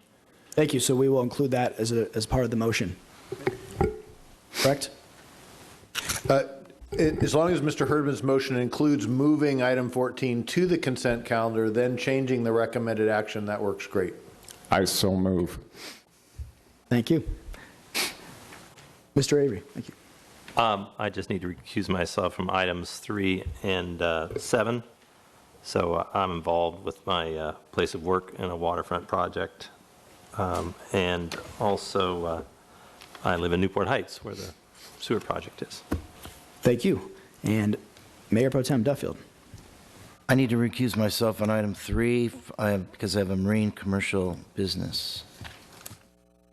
Thank you. And I have none. So Mayor Pro Tem Duffield, do you have a motion? Yes, I do. I'd like to move the balance of the consent calendar items 1 through 11 with item number 6 pulled by Councilman Herdman, and with moving item number 14.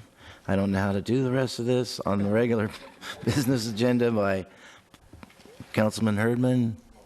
So his motion incorporates Mr. Herdman's motion. I know. We've taken care of it. And I second that. Okay. With recusal on number 8 from Councilmember Piotr, and with recusal on number 3 and 7 from Councilman Avery, and with recusal on item number 3 from myself. Thank you. And I second that. Public comments. This is on specifically those items that we mentioned that are on the consent calendar. Yeah, and 6 is going to be heard. So is this pertaining to the consent calendar? This would be items 1 through 11, except for item 6 and item 14. Okay. So we will come to that, and that'll be a general hearing issue, and you'll know when to come up. Looks like I don't see any other public comments at this time, so let's vote. Prior to reading the vote, I'll read the ordinance titles for item 3, ordinance number 2017-8, an ordinance of the City Council of the City of Newport Beach, deleting Newport Beach Municipal Code subsection 17.01.030A2 and amending Newport Beach Municipal Code subsections 17.01.030D1, 17.35.010A, 17.50.040A, and 17.50.050D relating to the city's waterfront project guidelines and standards, harbor design criteria, commercial and residential facilities. Item 4, ordinance number 2017-9, an ordinance of the City Council of the City of Newport Beach adopting local coastal program amendment number LC 2016-001 as modified by the California Coastal Commission related to the CVLV Coastal Zoning District for the Lido House Hotel project located at 3300 Newport Boulevard and 475 32nd Street. The motion carries unanimously 7-0. Thank you. Take a breather. All right. To address Councilman Herdman's polling item number 6, Mr. Herdman, would you like a report from staff, or would you like to ask some questions? No, I'd just like to make a comment, all right? And I know Councilwoman Dixon also may do a better job at this than me, but based on some emails that I received today on the invocation resolution, I did some research. I looked into it further. First of all, I read it out loud to my wife, every single word, to make sure that I was understanding the same thing that she was understanding, and we were in agreement. It appears to me that the new resolution will, in fact, expand the opportunity rather than restrict the opportunity for various faiths and religions to be represented here in our council chambers in the form of an invocation. One of the emails that I received said that this woman had searched for a Quaker church, for a mosque, for a Buddhist temple, and could find none in the Orange County facility or Orange County vicinity. And I think she's making the assumption that because those types of worship houses could not be found within our city, that they would not be allowed to be represented here at the podium in the form of an invocation. And the new policy or the new resolution will actually expand that and provide that opportunity. So I think that clarification needs to be provided and is important to understand. Thank you. Thank you. Councilwoman Dixon. Yes, Councilmember Herdman spoke very well, and I will ask our city clerk and possibly city attorney to clarify. My understanding is exactly what Councilmember Herdman said, that we are actually expanding, and we actually, notwithstanding our policy, which Councilmember O'Neill is looking at policy review, we may want to look at our existing policy on this, because we are currently going beyond the city limits of Newport Beach to extend invitations to any house of worship or leader in house of worship to come to our council chambers to provide the invocation. So we currently do not limit it to the city limit of Newport Beach. We go beyond. And I actually encountered this when I was mayor, when we were looking for extending invitations to religious leaders to perform the invocation, is not many wanted to perform under our current policy because it was so restrictive. So frankly, now that if this is approved this evening, we will be in conformance with the U.S. Supreme Court and the state of California Constitution in terms of broadening freedom of speech, which means that any religious leader who responds to the city clerk's invitation to provide the invocation can have freedom of speech and speak to in any manner that they feel it's appropriate, subject to the provisions of our policy, which again are very broad. So if I'm understanding it correctly, if the city clerk would like to just expand any further for clarification so the community is clearly aware that we are expanding our policy, and any religious institution, faith, organization will be, as they are now, eligible to participate in our invocation services. You said it perfectly. All right. Thank you. Thank you, Mayor. Thank you. Councilman O'Neill. Mr. Harper, just a couple questions. First, the form of this particular policy change, it came from legal advice received from Straddling Yucca to the National League of Cities, correct?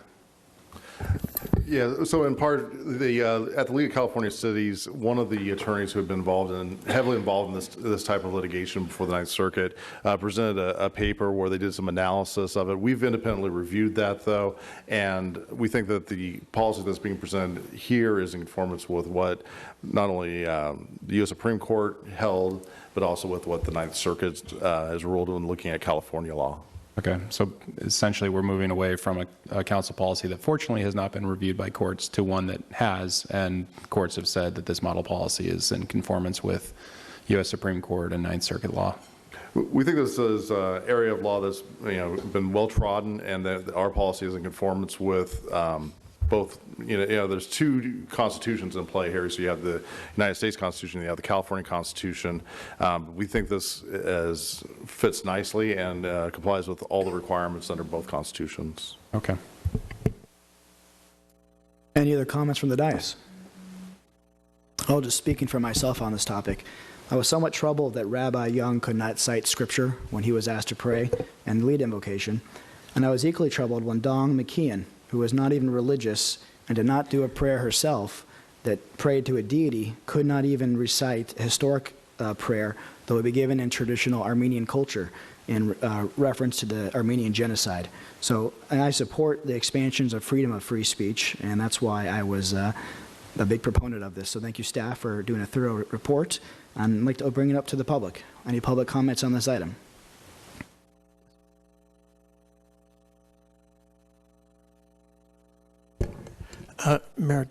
Mayor Muldoon and members of the council, my name is Jim Mosher. This strikes me as a rather strange item because I think it's evident to all that matters having to do with prayer are not within the subject matter jurisdiction of a California city council. We do have separation of church and state, yet we are here legislating about prayer, which is a matter not within your jurisdiction. That said, as an earlier speaker, and I think she's maybe going to speak again, pointed out, the previous policy we had has been completely discarded, and it's being replaced with a policy that we just heard where it came from. The staff report did not explain any of that to us. Whether any other city uses exactly this has still not been disclosed. In my view, in my way of reading it, it breaks the dual constitutional promises we have of being allowed to believe whatever we want to believe and of having no religious belief preferred over any other. It appears to give an invocation, although it may be broader, you still have to be associated with some recognized group. But my big concern about this is, from my reading of it, it appears to have a mandatory injection of prayers into every board, commission, and committee meeting as long as somebody requests to do so. That is not something we've done before in Newport Beach, and I do not really understand the reason for that. I don't think a prayer is the only way to solemnize an occasion. Abraham Lincoln did it pretty well in 272 words at Gettysburg. And I think we can think of other ways to make solemn occasions solemn without a prayer. If you do go forward with this, other cities that I've looked at who made their own embellishments on this model made other changes to it that I think are good changes. They limited the length, which this policy does not. Some cities said 150 words, some said 1 minute. Many cities had a disclaimer to make it clear to the audience that the prayer was not being offered by the city government, but by an individual. Allowing prayers to be made by the city council members is actually not compliant with the current Supreme Court ruling. It said they had to be given freely and voluntarily by members of the public. And I think you have to have a mechanism that for people who are not affiliated with the group to get on that list. Thank you. Thank you. Next speaker. Hello, I'm Sabuhi Karim. I spoke earlier about this. It occurred to me that not having guidelines as to what one can say might open the proceeding up to people who say hurtful things about other faiths and other religions, and the city council will have no way of monitoring that, because you won't have a policy that guides them, and they can always state the First Amendment as their right to say, whatever they please. So some kind of some restrictions on what they can say is important, and also having religion in or invocations in different individual meetings, which are not city council meetings, I think is kind of going down a slippery slope as well, because my experience in growing up in a country where religion kind of crept into everything, from personal experience, I can tell you that it's not a good way to go. That's my position on the item number 6. Thank you. Thank you. Any other comments?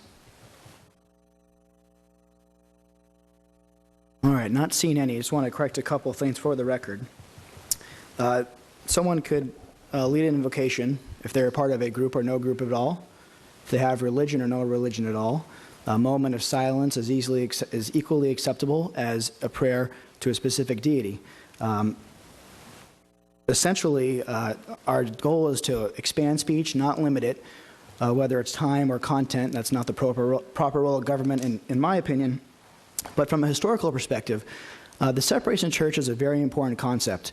There's no reference to it in any of our founding documents. It's included in a letter that Thomas Jefferson wrote, and it's a very important concept. It actually has ties back to the Old Testament, that idea that the head rabbi and the king would not be the same person.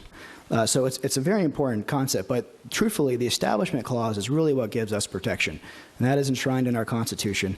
And that Establishment Clause looks to make sure that the government cannot force religion upon anyone, and nor will it force someone to not say something about a particular religion or their own religion. So we just want to err on the side of freedom, and that's why we're updating this staff report to reflect that.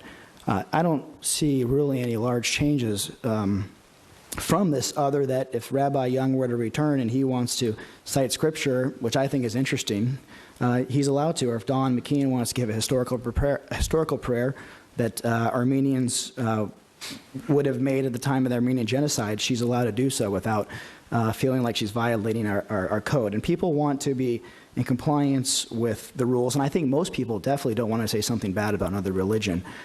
At the same time, should they choose to do what I would say is sort of tasteless in that respect, that's their First Amendment rights. I don't know if they'd ever get invited back here if they were rude. But I think we can't be in the business of regulating speech. Mr. Herdman. Also, too, what you just mentioned, any derogatory remarks or disparaging remarks against another faith, that can be dealt with in policy. And is it not true that whoever's invited to do the invocation is informed of policy before they arrive? Yes. Do you want to answer that question, Madam Clerk? Yes, they are given the policy, but this changes that policy. Yes. Okay. But they will still receive it.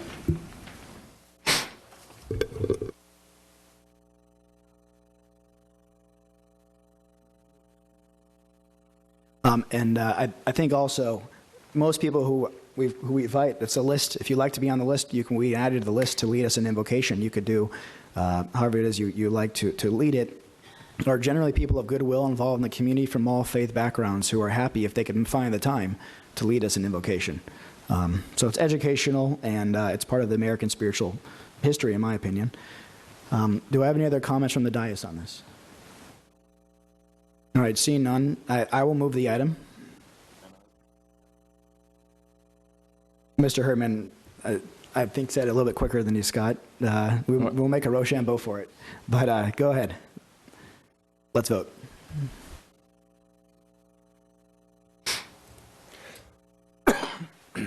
Motion carries unanimously, 7-0. Thank you. Madam Clerk? Public comments are invited on non-agenda items generally considered to be within the subject matter jurisdiction of the City Council. Speakers must limit comments to 3 minutes. Before speaking, please state your name for the record. Thank you. Now are times when you can offer any public comments on non-agenda items. That would possibly include the item that I discussed earlier. So if you'd like to address the council, please come forward. State your name.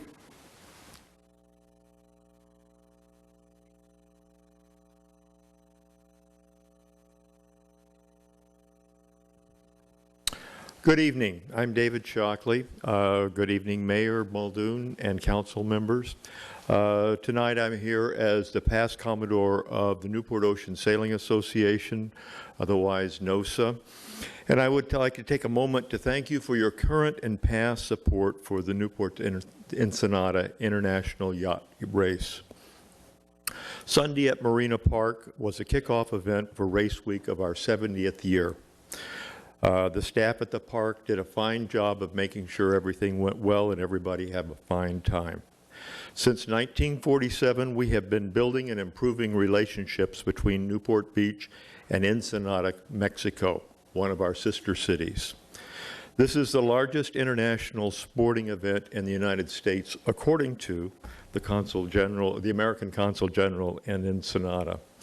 On Thursday, the mayor will host a reception for the Mexican dignitaries and the NOSA staff at the Ayers Hotel from 5 to 6:30.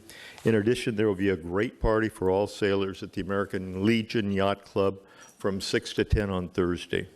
Friday morning, the race will start off just off the Balboa Pier, which is a great place to watch, and also a great place to get an overview would be the bluffs off of Corona del Mar. This year we have over 185 boats and with over 1,100 sailors in the race. Then the activities shift to Ensenada, where there's a fiesta Saturday night and trophy presentation on Sunday. So once again, thank you for helping us continue this tradition. Thank you, Dave. Good to see you. Great events. I've been attending those events, by the way, and a couple more of them left for the week, as you said. And it's definitely a pleasure to welcome our neighbors from Mexico and to have your volunteer leadership. Thank you very much. Next speaker, please. Hi, I am Mike Glenn, resident of Balboa Peninsula. Last council meeting, we were talking about this bus idea that was going down on Balboa Peninsula. Another topic, completely unrelated to the bus, got brought up by Diane Dixon. She claimed that I owed the city $600 in public document request acts, something that I had never been informed of before, and something that was frankly out of line. It was a completely unagendized item. A Brown Act requires 72 hours notice for exactly situations like that, so people don't get caught off guard. What we had there was, I believe, a misunderstanding. In fact, every single public document request act issued by the city says, I quote, "Pursuant to the act, the city shall make records promptly available to any person upon payment of fees covering direct copy costs of duplication or statutory fee if applicable." Upon payment.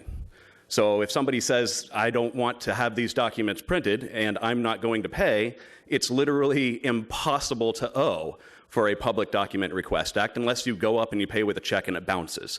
That's never happened. I've never asked for anything to be printed up. It's similar to bring a car into a repair shop and saying, I need my car fixed, them doing a bunch of repairs and saying, oh, you owe me 50 grand. Well, if I knew the repair shop was going to charge me 50 grand, I never would have asked for it to be done. Nobody can, if I ask you for the price of an apple and you tell me it's $1, I don't owe you $1. It is literally impossible for anybody to owe money on a public document request act unless they bounce a check.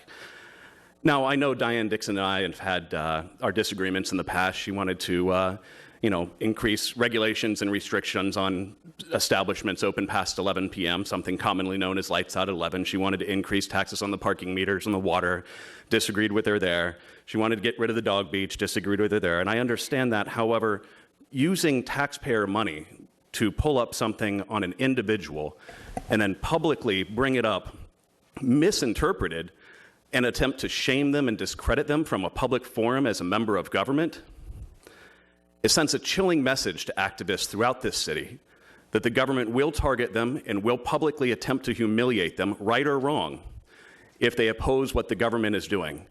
I think that I am owed an apology. I am owed a retraction. The city is owed an apology for using government resources to target activists. And more important, they're owed an apology because it makes people feel less safe about getting involved with the government. Thank you. Thank you. Next speaker, please. My name is Ashley Jacobs, and I'm going to read something tonight instead of just winging it. And this does pertain to Mike and Councilwoman Dixon. Councilwoman Dixon, on your website you state, and I quote, "Community members want to be treated with respect by our city representatives. I am a candidate of concerned citizens.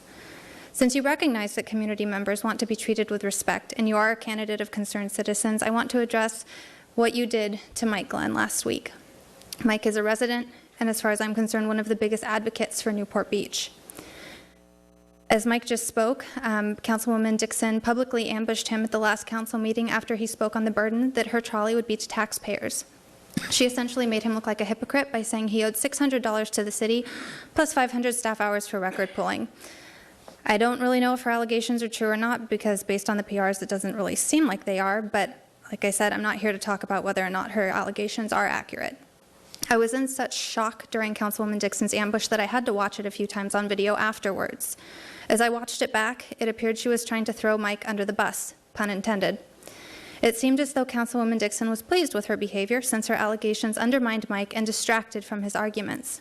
There are various adjectives I could use and have heard used to describe her behavior, none of which are positive, so I'll refrain from using them. What I will say is that regardless of whether or not her allegations were true, what she did negated what she claims to stand for. There was a time and place to discuss her concerns in regards to Mike's alleged debt with the city. The council meeting in public was not the time or the place. Councilwoman Dixon, I hope this will not fall on deaf ears, and I say the following to you with moderate concern for potentially becoming the next person on your ambush list. Please conduct yourself in ways that support who you claim to be and how you say you'll treat residents. You also write on your website, and again I quote, "Our city will be better off if our residents are actively engaged in the process at every step of municipal decision-making." For you to publicly attack a constituent who is doing exactly what you believe residents should be doing doesn't really make a lot of sense. Do you think residents who see what you did to Mike would feel comfortable getting involved with municipal decision-making or even talking to you? Or do you think it makes them fear what information you may ambush them with if they voice an objecting opinion? Please remember your words and what you claim you stand for. Thank you. Thank you. And it's kind of complicated regarding how the Public Record Act works when it comes to request and payment, et cetera. Mr. Harp, would you be willing to chime in just to give some clarity on that? So typically the way the Public Record Act request works with most people is they send in a request for documents. The city prepares those documents, puts the person on notice that the documents are ready and the cost thereof of picking them up, and then the person comes in and picks up the documents. Sometimes people make requests and they don't ever come in to pick them up, which eats up a lot of staff time because it takes a long time for the city staff to prepare the documents and get them ready to respond to a request. And the city can't recover all the money for the time that it takes in the gathering process. Basically, the city can only recover the cost of actually the hard copies as well as the actual time spent making those copies.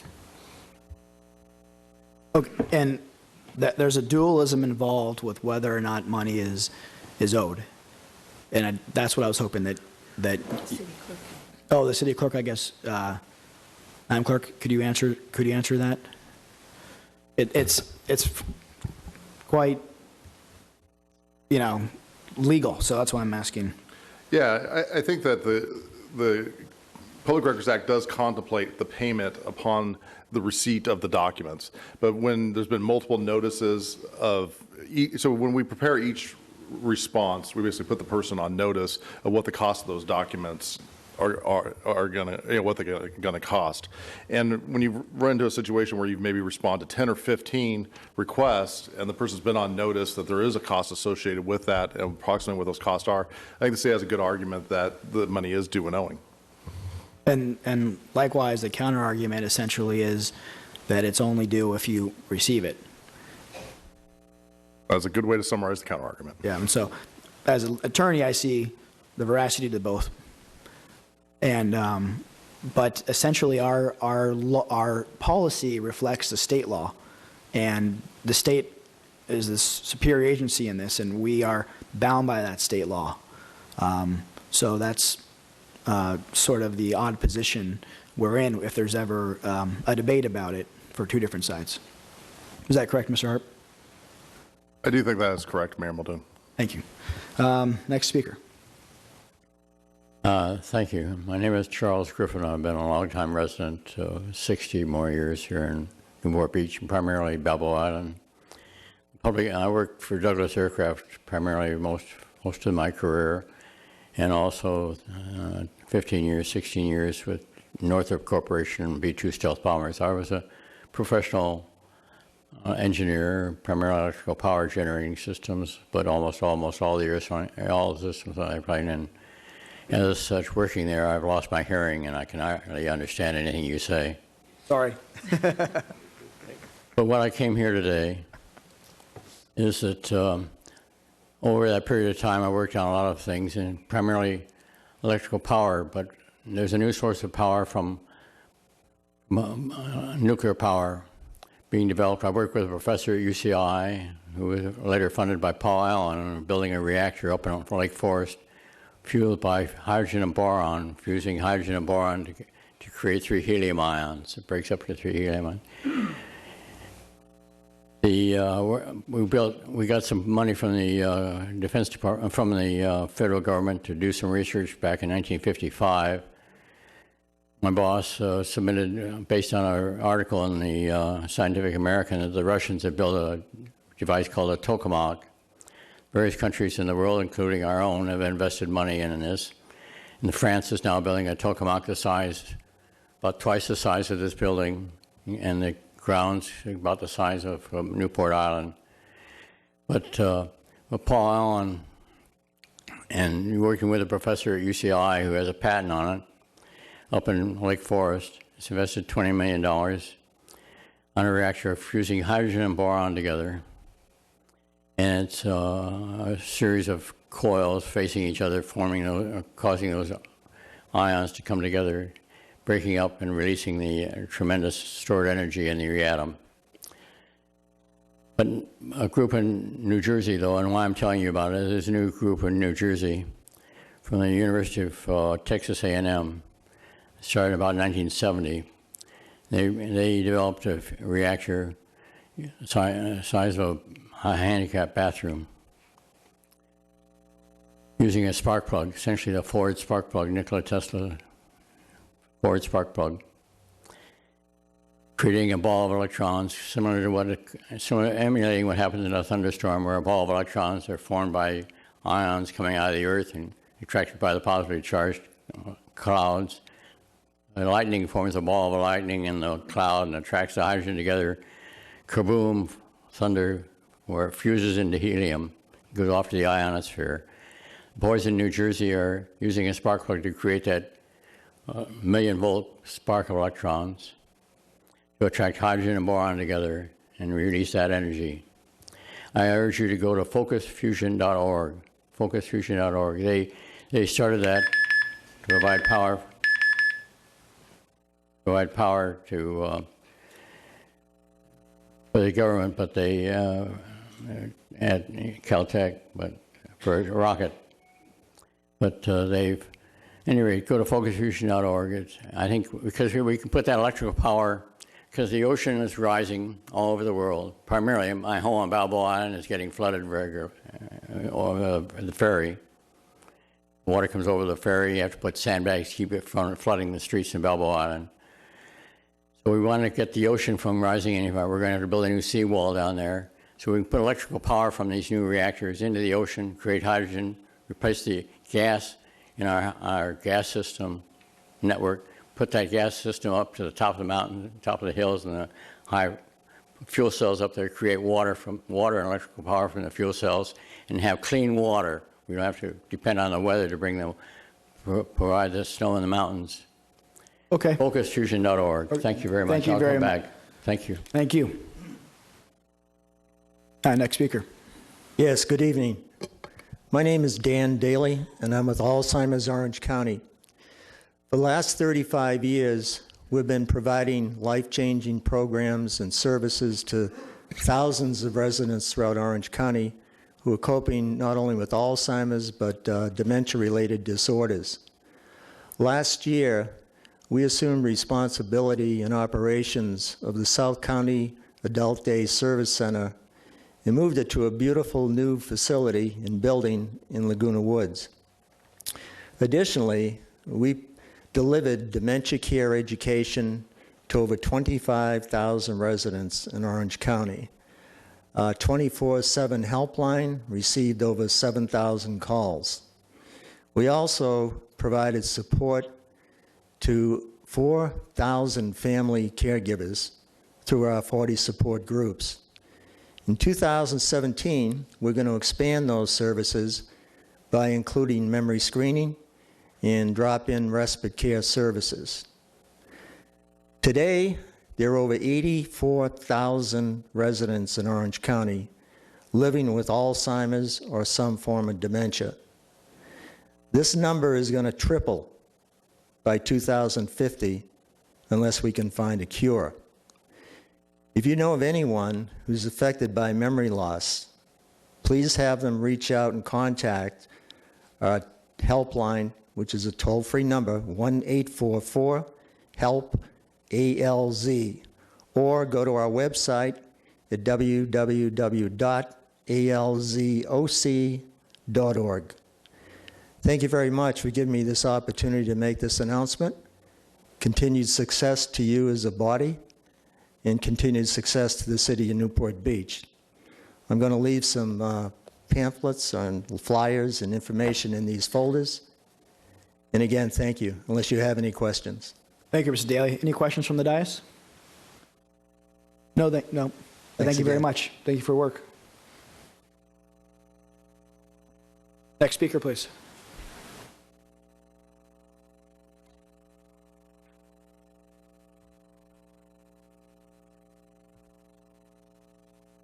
Oh, good evening, Mayor, City Council members, and staff. My name is Steve Ray. I'm the Executive Director of the Banning Ranch Conservancy.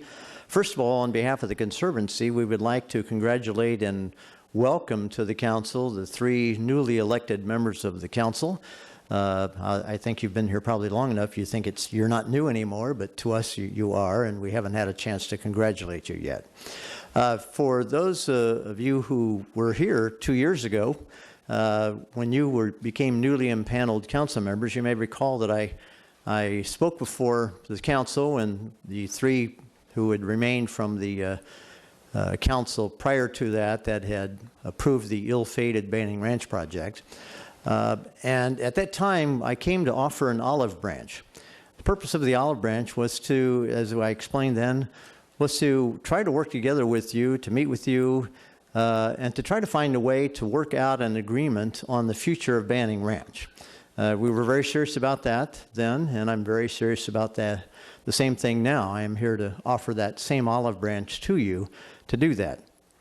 Years ago, 5 years ago, when we spoke to the council that had approved the Banning Ranch project, we pointed out to them that they were violating the law and that multiple public agencies had informed them that they were violating the law and that the project wouldn't stand. One council member at the time told us that, and a quote was, "It doesn't matter what the law or anybody else says, we're going to do what we want to do anyway." And when I pointed out that I thought that arrogant attitude was inappropriate and we didn't really want to litigate, another council member said to us, quote, "Sue us, go ahead and sue us. We're a city. We got all the money in the world. We can outspend you, outweigh you, and bury you with paperwork." Mr. For the record, that's none of us, correct? None of you. Thank you. That's why I'm saying it now. Okay, yes. And I didn't want to embarrass any of them, so I won't mention names. But the point was that, and maybe 2 years ago when we made the offer, maybe they influenced the decision. Maybe you thought that there was no way in the world that the Banning Ranch Conservancy could beat this project at the Coastal Commission or could win a case in the courts. And to this date now, of course, we know that that's not the case. The Coastal Commission did deny the project, and it was a much smaller project than the city had approved, but they denied the project on a 9-1 vote. The U.S. or the California Supreme Court just 3 weeks ago voted in favor of the Conservancy's argument that the city had violated the law and reversed the city's approval. And I'm not here to gloat or boast about that at all. It's just a statement of fact. And the point is, and does that come from the dais? No, it did not. Okay. The point of fact is that, incidentally, I hope we've also learned that trying to bury a citizens group with paperwork doesn't work either. But we would sincerely offer that olive branch. We want to meet with you, and we look forward to hearing from you this time. Thank you very much. Thank you, Mr. Ray. Next speaker. Thank you, Mayor Muldoon and members of the council. My name is Jim Mosier. Speaking of complying with the laws and understanding what they are and So no one is confused about the commentary we had about Mike Glenn and his Public Records Act request. I would like to make it clear to everybody in the audience and on the dais, it's a fundamental principle of the Public Records Act in California that members of the public can inspect any public record at no cost to the person making the request. And it's up to the city government to figure out how to make that inspection possible. Ordering hard copies is an option, but inspection is allowed at no cost at all times. It's also a fundamental principle of open government in California that the public is allowed to comment on your decisions before you make them, not after them. And so you invited comment about the Reagan statue issue. I would point out that this is the staff report for item number 20 at your April 11th meeting. It's titled "A Contract with the Arts Orange County to Manage Phase 3 of the Sculpture Exhibition in the Civic Center Park." There is no way anyone in the public could be so clairvoyant as to know that when this item came up, it's time to talk about the Reagan statue, which, as I would point out to you, is not a statue. It was dedicated with great fanfare as the Ronald Reagan Centennial Memorial. You would not guess from this report that there was any reason to comment on that or to comment on the funding for Phase 3, because it says very clearly in the title, this is about Phase 3, not about Phase 4. As to the Reagan statue, not only is there no discussion or hint that it could be talked about here, but the mayor himself had asked earlier in the meeting that that be heard as an item at a future council meeting.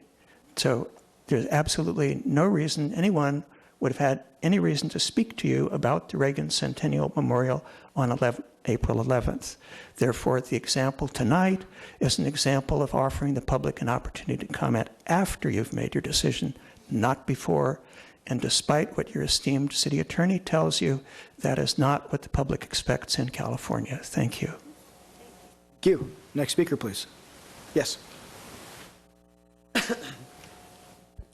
Mayor Muldoon and the members of the City Council, my name is Suzanne Savory, and I have been a long-term resident of Newport Beach and have been in front of this council actually with great results several times. I was a member of the 2012 commission with Councilmember Herdman for the Charter Commission myself, and so I've been deeply involved at every level of Newport Beach imaginable, from standing on docks, you know, validating the Newport Beach boat parade choices, and being on the race committee for the Newport to Ensenada race. So this city is my city. I love this city, and I have always found the fact that I disagree politically with other people in this city to not be as much of an issue as you might think it is. I spoke in 2011 when the Reagan statue issue came up, and we as a group, our Newport Beach Women's Dem Club, spoke vehemently to try to identify for the council members how difficult it can be to be a Democrat in Newport Beach. As a matter of fact, Councilmember Keith Curry came up to me at one point and he said, "I understand how difficult it is for you because I lived as a Republican in Marin County for 10 years. So he did indeed understand it, and that the issue we have with the Reagan statue is that either put one there or either put none, or give us also an opportunity to put a John Kennedy statue there. I've understood for a long time now that when I say something less than complimentary about Ronald Reagan, it deeply hurts people.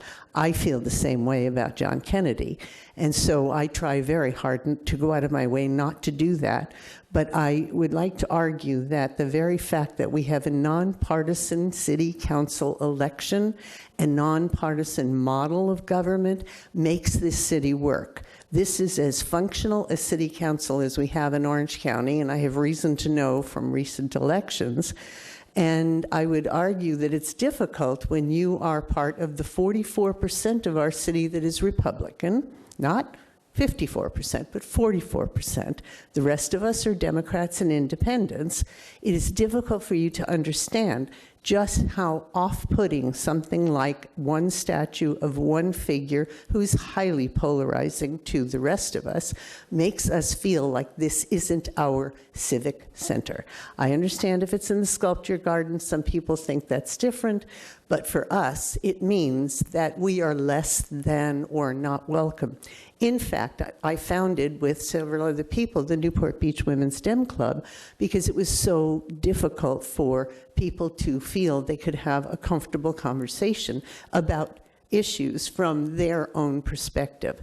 So I ask you to consider maintaining the nonpartisan model, which you were elected under, and in this issue of the Reagan statue, find another solution, because this one, I guarantee you, is more off-putting than you realize. And I thank you all for your time. You are an example of one of the most competent city councils I have ever seen, and I do appreciate that deeply. But I really, really ask you to plumb your soul on this one. Thank you. Thank you, Ms. Avery. Next speaker.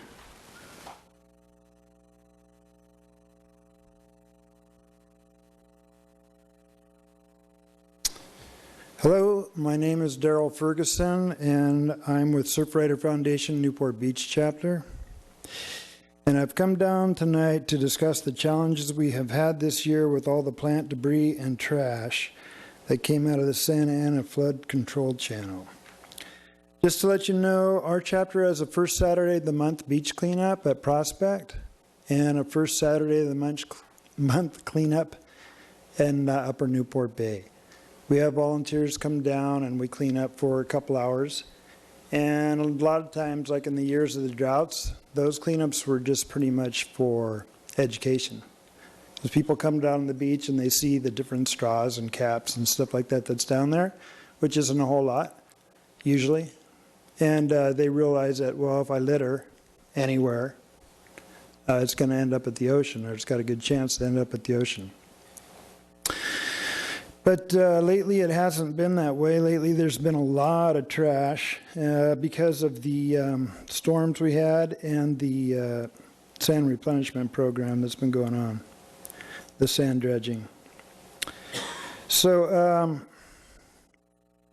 basically why I came tonight is because of the uptick in trash that we've had and plant debris since the storms.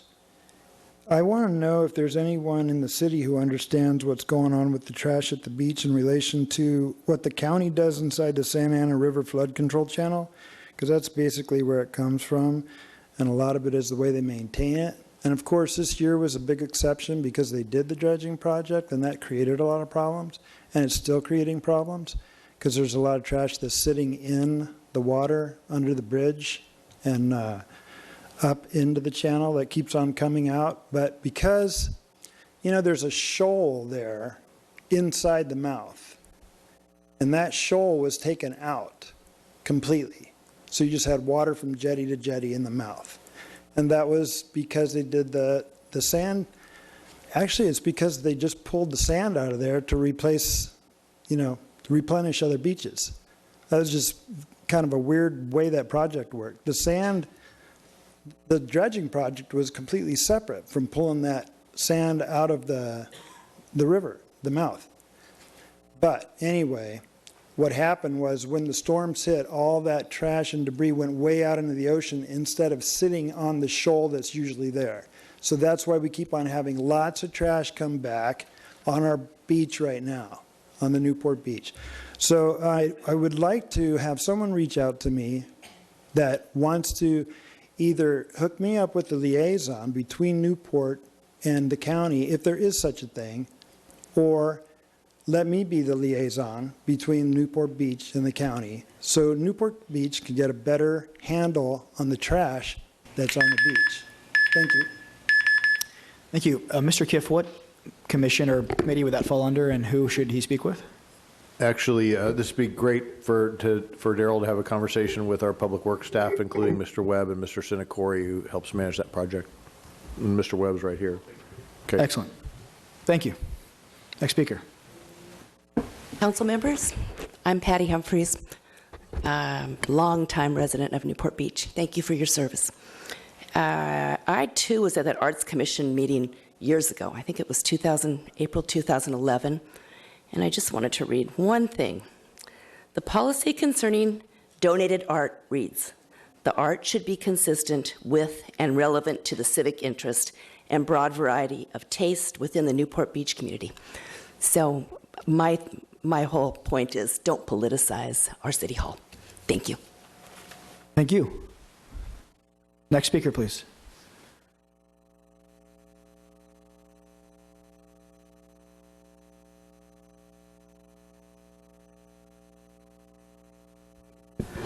Yes.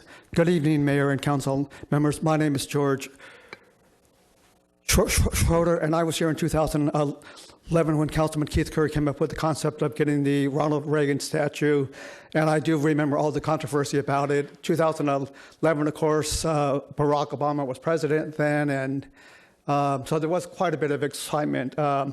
So, you know, and the first lady who spoke, I did go to all of the charter commission update meetings with Jeff Herdman and her, and she did a fantastic job for the residents. I have a lot of respect for her. But, you know, I'm just trying to put this in perspective. You know, I don't know why we would have a statue of John Kennedy in Newport Beach. He was never the governor of California. Okay, we have two presidents that I can think of that were from California, Richard Nixon and Ronald Reagan. We have one president that was the governor of California. He was president 30 years ago. Every president has statues someplace. Every election is hotly contested, and there are people on the other side who just have a strong dislike of that person. But at the end of the day, this person was a president from this state. It's been 30 years since he was president, and he was the governor from this state. Okay, so I just got, and then just looking at the list, there's a memorial building named for him in San Francisco. Okay, I mean, just go to Google, put in the names and see schools up and down the state of California where there are buildings, freeways, and parks and things named after him. Okay, so like, you know, I'm just at a bit of a loss. And again, if they were wanting to put a statue of JFK in Boston, for a Republican to stand up and demand that there be a statue of Ronald Reagan next to the statue of JFK in Boston, you know, where he was from, you know, the state where he was from, you know, I imagine there are statues of Barack Obama in Hawaii or in Illinois.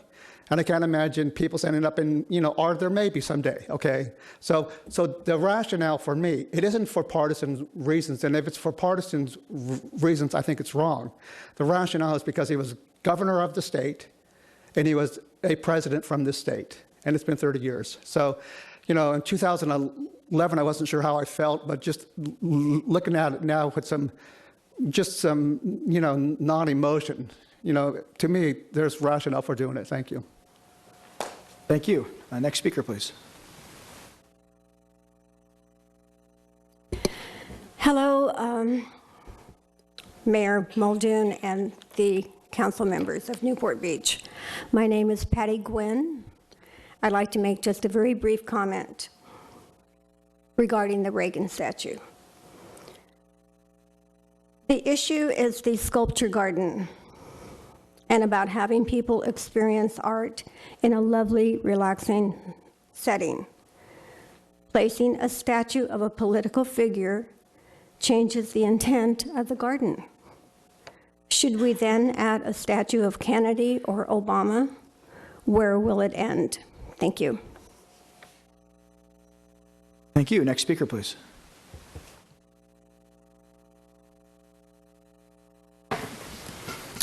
Are there any other speakers on this item?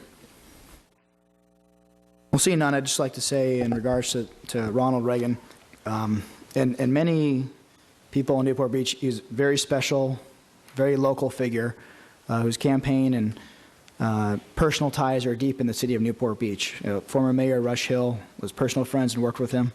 Former Mayor Keith Curry worked for him. I know that Mayor Pro Tem Duffield's father was friends with him. I know that my grandfather-in-law, who was executive at GE, was friends with him. I believe Councilwoman Dixon has ties to Reagan and his campaign. I definitely don't want to be divisive in this. I do view Reagan actually as an artist himself, being a former actor, and I appreciate you coming respectfully and articulating your positions, and definitely would never be my goal to make someone from another political party feel like they're not welcome or their thoughts or opinions are not welcome. So I appreciate you sharing them with me today. Thank you. Are there any other, well, actually, I think I've closed that one up unless someone else wants to speak some more on this item.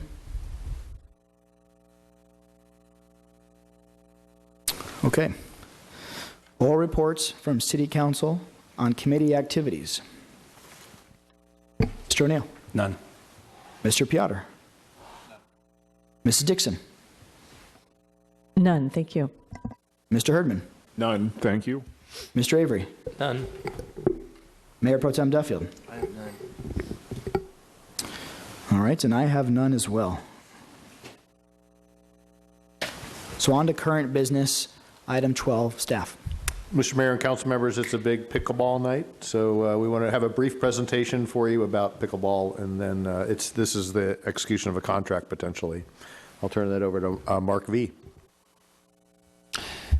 Thank you. Good evening. Mark Vukojevic, City Engineer, Deputy Director. I have a brief presentation regarding the proposed pickleball courts at the west end of Bonita Canyon Sports Park.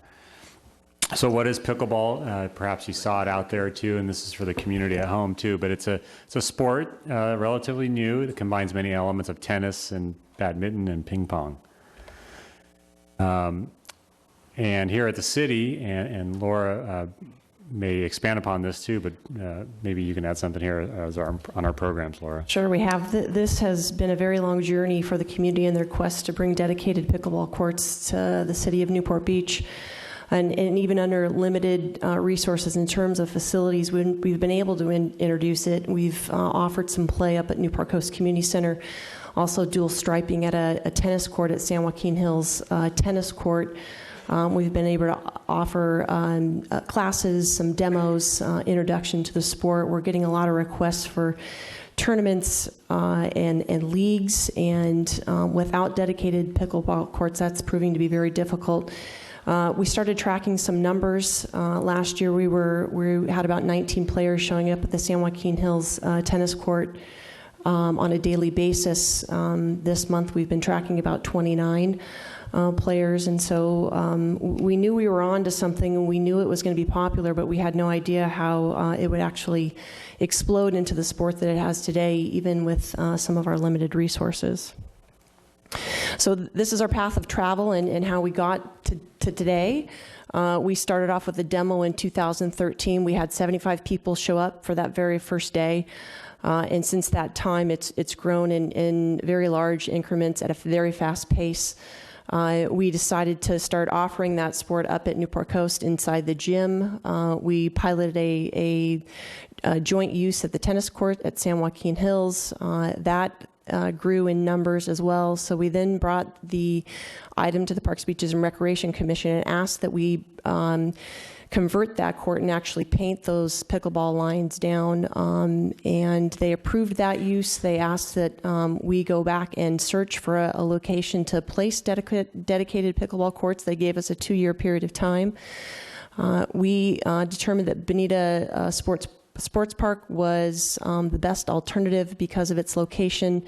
It was far away from homes. It limited any noise that the neighbors would hear. There was parking, restrooms in place, so the infrastructure was there for us to be able to add another amenity at that sports park. So they also asked that we bring it forward to the council to consider funding in this year's CIP, which you approved. We brought the final concept back to the commission to get their approval of the design. There were some concerns from neighbors adjacent to the park that there might be some noise impacts, so the commission directed us to do additional sound studies. We did. We hired a consultant. The noise from the pickleball courts was inaudible in their homes. I personally stood in those backyards and could not hear the play take place. So we came back to the commission with that sound study, pretty extensive report that we gave at that meeting, and they approved our final design, which brings us to where we are today. Thank you, Laura. And as Laura explained, the proposed location is at the very west end of Bonita Canyon Sports Park, adjacent to the infrastructure that's there with the parking lot and restrooms and some other facilities. And it's right off of MacArthur Boulevard. And zoomed in, this is basically a turf area part of the field. And it seems like it's a great location with connecting walkways.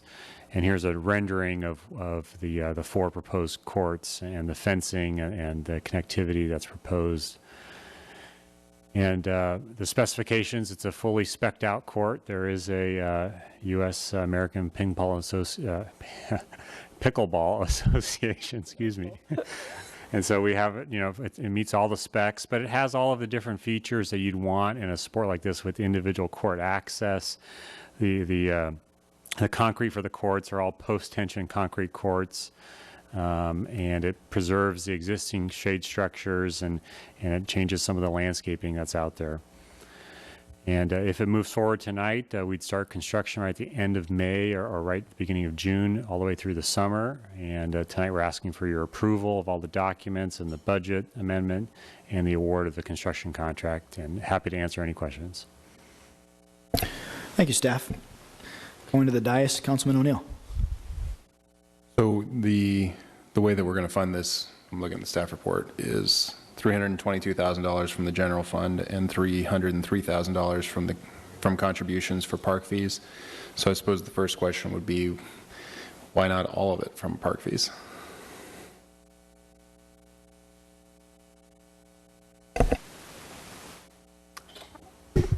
I'm fine taking it all from park fees if that was the choice. I don't know what the thinking was at the time. It's hard to go back, but park fee account has what in it? 4 point. There's adequate funding in that account for that purpose.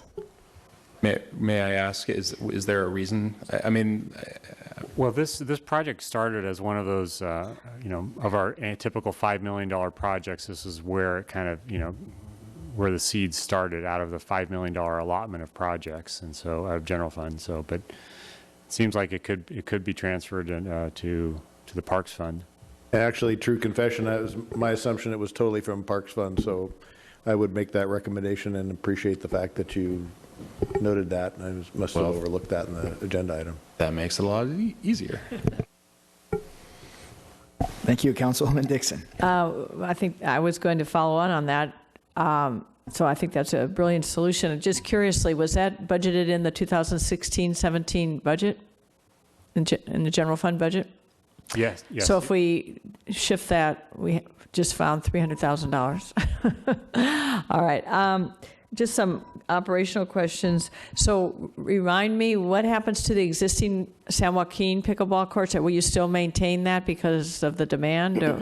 We will not. We will revert that solely back to tennis play. It's not a conducive location for us to be playing. It is closely adjacent to some homes. And again, the tennis players have been very patient with us in essentially removing some of their ability to play tennis on that court. So we did promise that once we found a dedicated court, we would restripe that to tennis and give that back to our tennis players. So is that 8 courts? It's actually 4 courts. And 4 individuals play on 1 court. So it's the size of a tennis court, but when all 4 courts are going, you could have 16 players on that court. So that will be the exclusive location for pickleball at this point in time in Newport Beach? You are correct. Speaking of tennis courts, just curiously, have we done a utilization study recently of our tennis courts? Are they fully used on a full-time basis?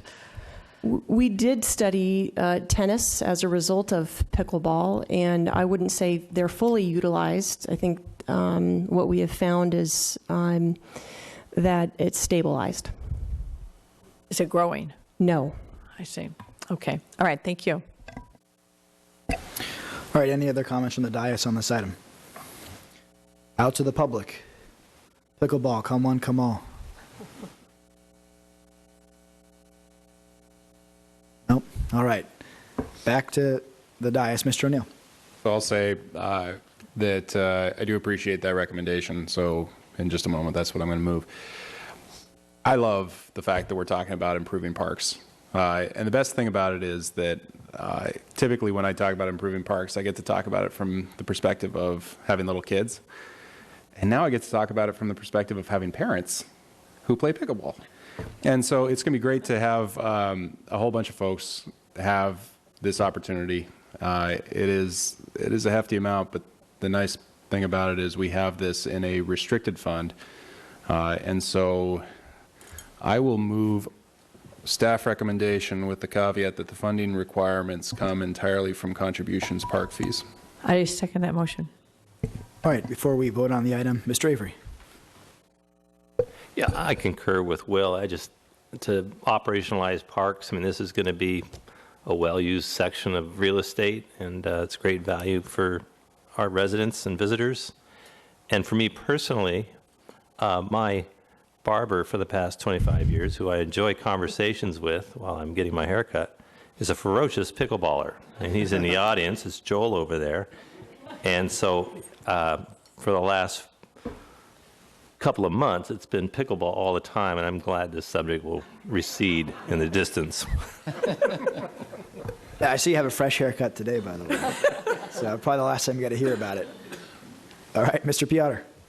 I wanted to chime in too. Thank you for the guys setting up the demonstration over in the multipurpose room, letting me play for the first time there. It's fun. I walked by the current pickleball courts over on Rancho San Joaquin Hills Road, and I think it'll be great. Can't wait to see it happen. Excuse me. Great. Thank you. So we have a motion. It's seconded. Let's vote.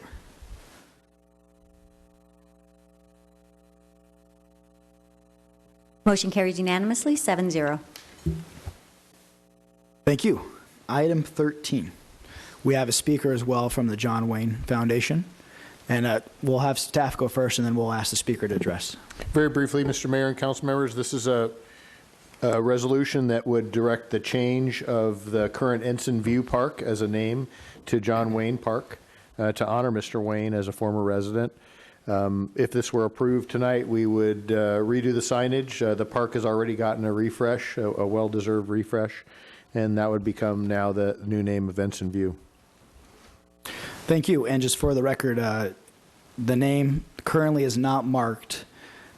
Is that correct? That's correct. If you went to Ensign View, you would not see a traditional sign, traditional Newport Beach Park sign that said that. So many people assume it's part of Cliff Drive Park, but it's really Ensign View. This is right by the Newport Theater Arts Center, and the city's coral tree is out there as well.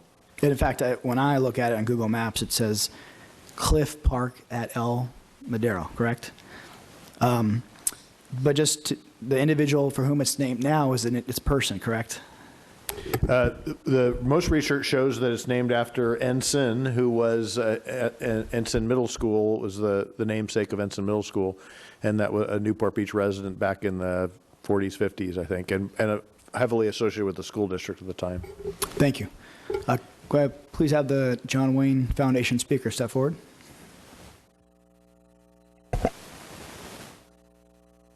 Mayor Muldoon and members of the Newport Beach City Council. My name is Taryn Palumbo, and I represent John Wayne Enterprises and the Cancer Foundation, and we are very excited about the proposal to rename the park after John Wayne. John Wayne's ties to Newport Beach run deep. As you know, he lived in the Bayshores community of Newport Beach, and members of his family continue to live here today. John Wayne's boat, the Wild Goose, is docked here in Newport, and the proposed park location actually overlooks this current location. The theater next to the proposed location already hosts an installation that recognizes John Wayne, and all in all, we feel that the proposed location would be a perfect spot for a park named after John Wayne. John Wayne's legacy here in Newport Beach goes much deeper, though, than just the fact that he lived here.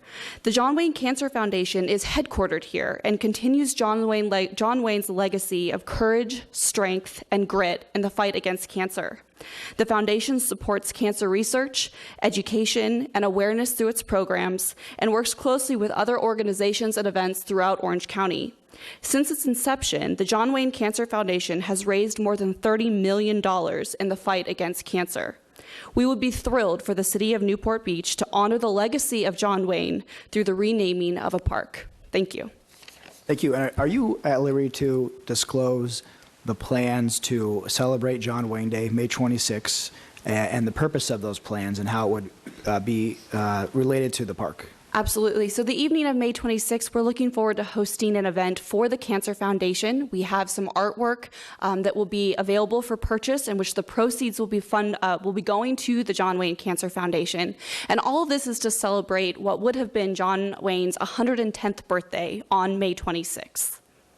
Thank you. And I only ask because I know there are valid concerns about waiving the policy to have council decide this park name, as opposed to having waiving it ourselves and decide it rather than having it go to a subcommittee. So thank you so much. Absolutely. Thank you. All right. I don't know if do we need more staff on this? I don't think so. Mr. Piotr, do you have your cue in? Probably leftover. Okay. Thank you, Mr. Herdman. I'd just like to make a few comments in support of this. From a historical perspective, John Wayne is significant to the city of Newport Beach. The Balboa Island Museum in what's the word? Conjunction with his birthday is planning a significant display and is working with the foundation now on that. Which is testament to his historical significance within the city.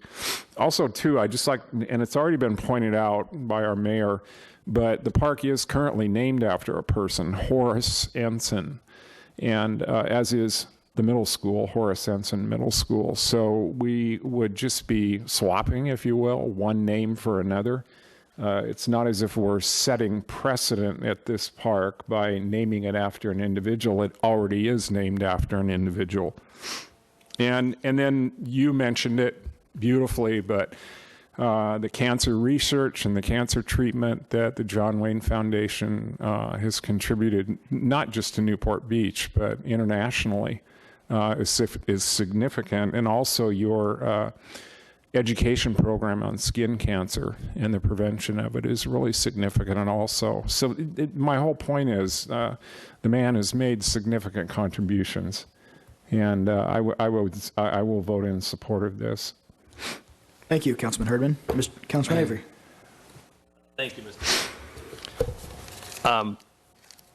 I respect your intent to honor one of the country's most famous actors and one of our city's favorite past citizens. I'm also a John Wayne fan, as he was in real life and on the screen. And one of the highlights of my youth was meeting and having coffee with the Duke aboard his boat, the Wild Goose, when I was 20 years old. And I consider Ethan Wayne a friend, and his family's work with the John Wayne Foundation is truly inspirational. However, I believe the city's policy of not naming parks after people is a good one, reflecting much consideration. There are many great current and past residents in Newport Beach who have contributed to our city in many different ways. Picking and choosing the most deserving is an impossible task. There are far more great people in our town than the 64 parks we currently enjoy. Just 4 parks are named after people in Newport Beach.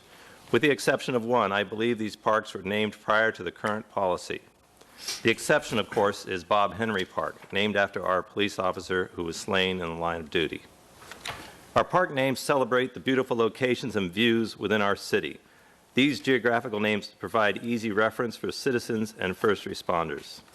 Like our national park system, our unique public parks should stand on their own.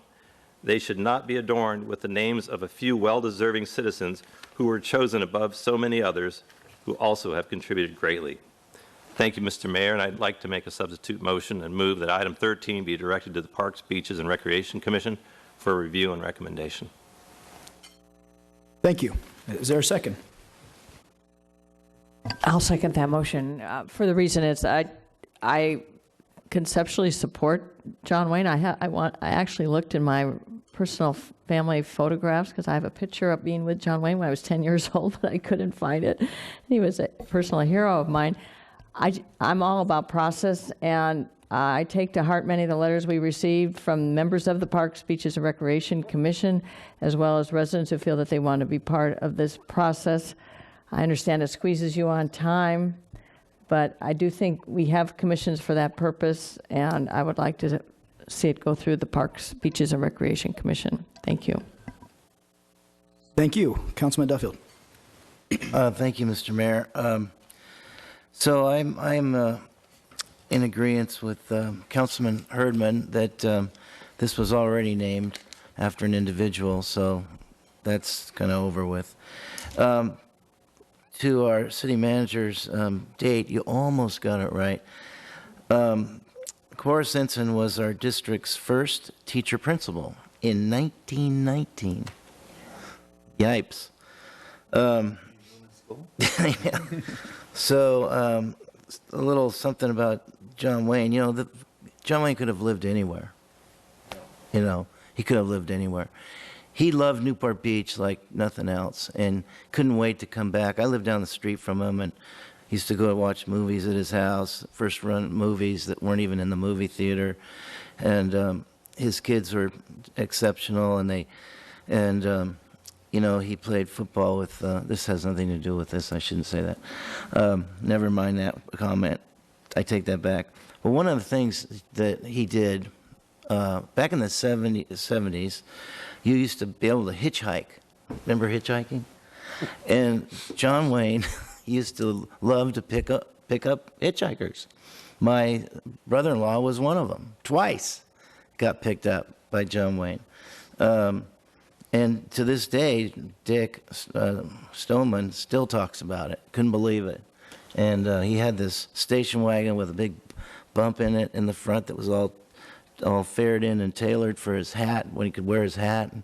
This is a one-in-a-lifetime person. He could have lived anywhere. He chose to live here, and he just absolutely loved it.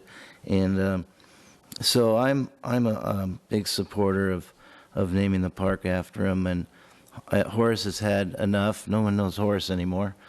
And he's got a school down the street, so he's still there. So I think that it's a wonderful opportunity. Thank you, Mr. Piotr. Mr. Mayor, since we didn't have an original motion, the substitute motion really is the main motion. I'd like to propose a substitute motion that we approve staff recommendation and name Ensign Park for John Wayne. Thank you, Mr. Piotr. I will second that. But procedurally, before we vote on this item, we should go out to the public.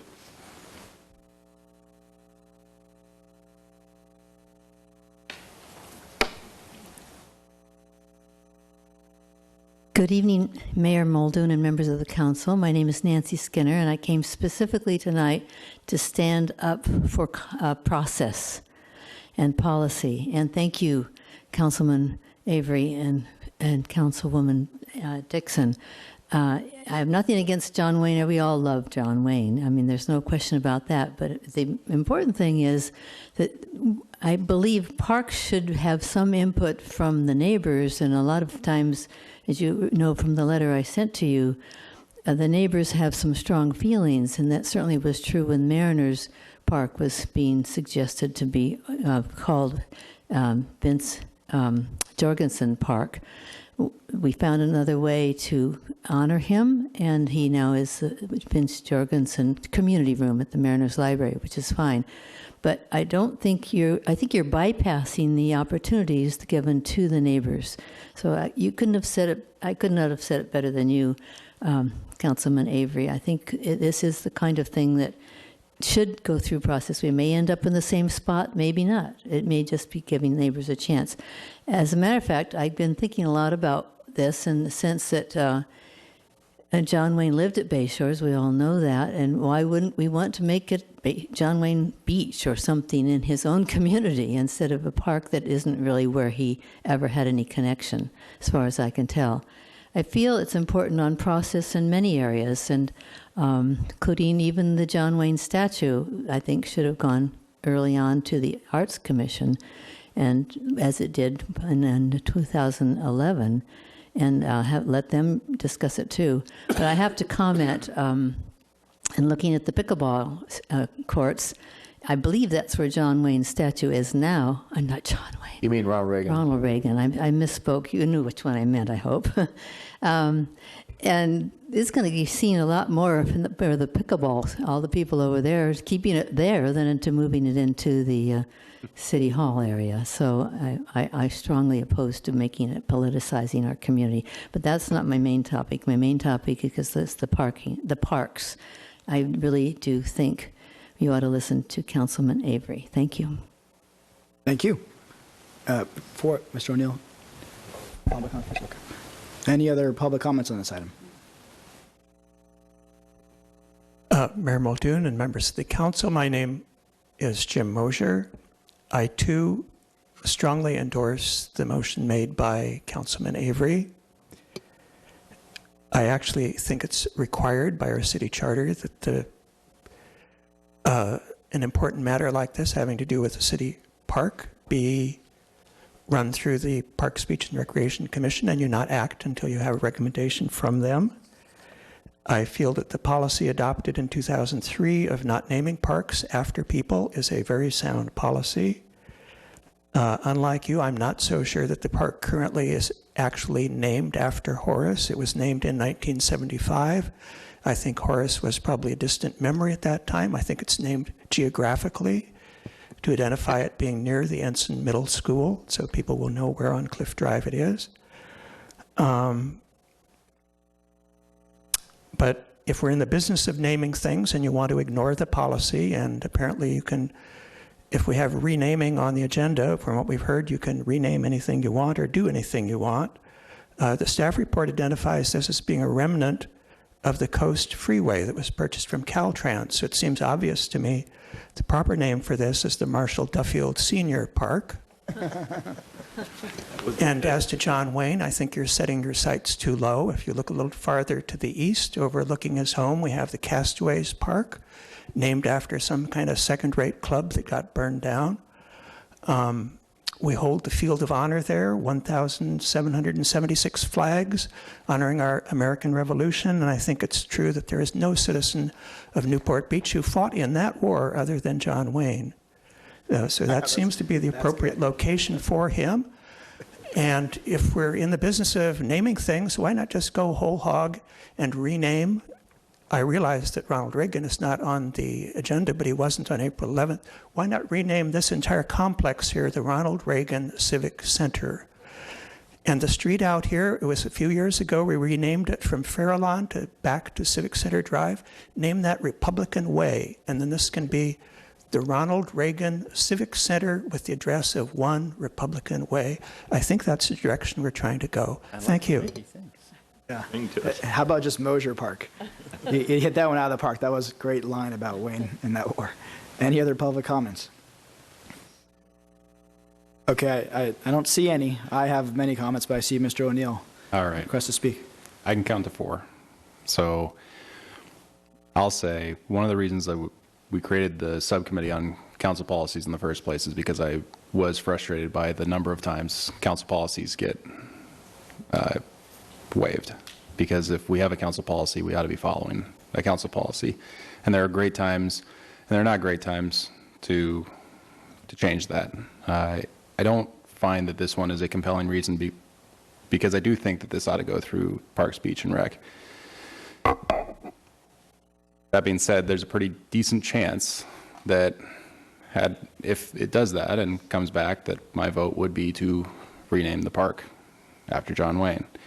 So with that, I'm going to make a motion to table the pending substitute motion, pending review of the Parks, Beach, and Recreation, with the full understanding that this motion will likely fail, and then I will probably end up voting for the substitute motion. But for now, I do make the motion to table this pending review by Parks, Beach, and Rec. Can I second a motion I've already seconded? Different motion. You can second it. Typically, the practice in the past has been to only allow for one substitute motion. I know that the Robert's Rules of Order has some different provisions on that, but that's been the policy that the council's always abided by, is to have one substitute motion. Mr. Harp, as a point of order, this is not a substitute motion. This is a motion to table. Under Robert's Rules of Order, we are allowed up to 2 motions, separate motions. This is the second. Past the original motion. As a point of order, Robert's Rules of Order is not necessarily what governs our procedure, correct? So I agree with you. Robert's Rules of Order does provide for 2 substitute motions. The practice of the council has always been to only have one substitute motion. I'm sorry, are we waiving a council policy to do that as well? Because I've reviewed these council policies, Mr. Harp, very extensively, in fact, and so I'm well aware that if we need to, I suppose we could go to the parliamentarian, which would be Ms. Brown. But I do believe that Robert's Rules of Order do govern this procedure based on, I think it's A10. And if it's A10, then I do not recall anything in A10 saying the number of motions or substitute motions or motions to table. So I am agreeing with you. So technically, the state clerk is the parliamentarian. Robert's Rules of Order do provide for 2 substitute motions beyond the original motion. I'm just saying that the practice of the council in the past has always been to have one substitute motion. Okay. Well, my point is that this is not a substitute motion, and I would put this to this matter to our parliamentarian, who is Ms. Brown. You're correct. A10 does mention Robert's Rules of Order. I suppose it would be also, since the mayor is the lead of the meeting, to also decide whether he wants to vote on the previous meeting first or go ahead and move forward. So either is okay. Okay. If you want to do the vote for Councilmember O'Neill's or the vote for Councilmember Piotr's. Well, I think first I will say there's no way I would support someone who won't support us making a rule change that requires a rule change. But I love how intelligent Mr. O'Neill is on this topic. But first I want to give sort of an impassioned speech about why John Wayne is so important to the city of Newport Beach, why the Cancer Foundation's efforts are so important to preserving life. And really, that is the reason why I have decided to go straight to the council and cut through a lot of the red tape. The John Wayne Cancer Society, or Foundation, excuse me, is planning on doing a fundraising event on May 26th, which is approximately 1 month out, to celebrate John Wayne Day. This event will be raising funds for cancer. I have spoken to at least one PB&R commissioner who had issues with parks being named after individuals, but not this park being named after John Wayne. So I suspect that Mr. O'Neill is right. It would likely would come back up for recommendation, and that this council, especially because Mr. Avery, Mrs. Dixon, and Mr. O'Neill are all John Wayne fans, it would get approved. But for the sake of expediency, for the sake of the righteous cause that the John Wayne Cancer Foundation is exploring, or I'm sorry, is dedicating to addressing, namely cancer research, and because of the large impact that John Wayne has on this community, I decided to take this endeavor up, and with the consultation of the foundation, thought that this park had a very special meaning for those relatives of Mr. Wayne and for those who would be fans of his. And the reason is because of proximity to the bay. It overlooks Wild Goose. It would not be controversial in that the name does not really known or is not roll off the tongue of anyone, whereas Castaways, Back Bay Park are very well-known, iconic parks, and that could cause some confusion or create some controversy. So after a lot of thought and effort, we decided this would be an excellent location. And one thing I love about this location is that it has other great Americans listed on it, from Thomas Jefferson to Betsy Ross to George Washington to JFK. These individuals have plaques. It's a very historical park within our city limits. And I understand why some would like to punt, but I say we just run it into the end zone right now. So I will be calling for a vote on the substitute motion offered by Mr. Piotr and seconded by me to support the park to be named John Wayne at this council level tonight. So I'll be calling for the vote on that.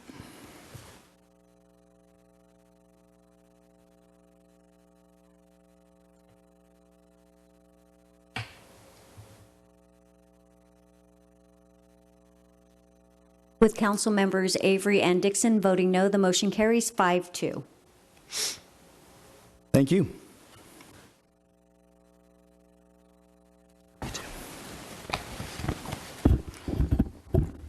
Next up, item 15. Staff? So at this time, council has the opportunity to appoint 2 people to fill the unscheduled vacancies on the Harbor Commission left by council member Brad Avery and Finance Committee member Joe Stapleton.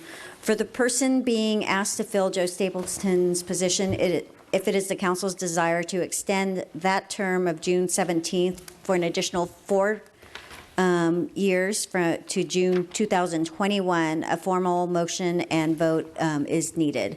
If that does get approved, then the person who receives the most vote out of the 2 that are appointed will receive the June 21st term.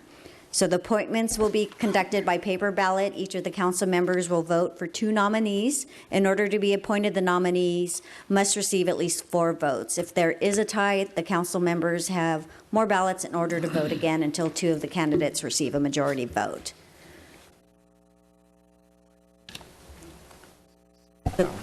So the first option would be if you would like to extend the term from ending in June of this year to 2021. We're voting on that separately. Well, yeah, that's right. So I'll move that we extend the term from June to 2021. I'll second that. great. All right. Any discussion on this one particular part? Seeing none, let's vote. Oh, public comment on extending the term. Okay, seeing none, let's vote. The motion carries unanimously, 7-0. So now at this time, you have paper ballots. And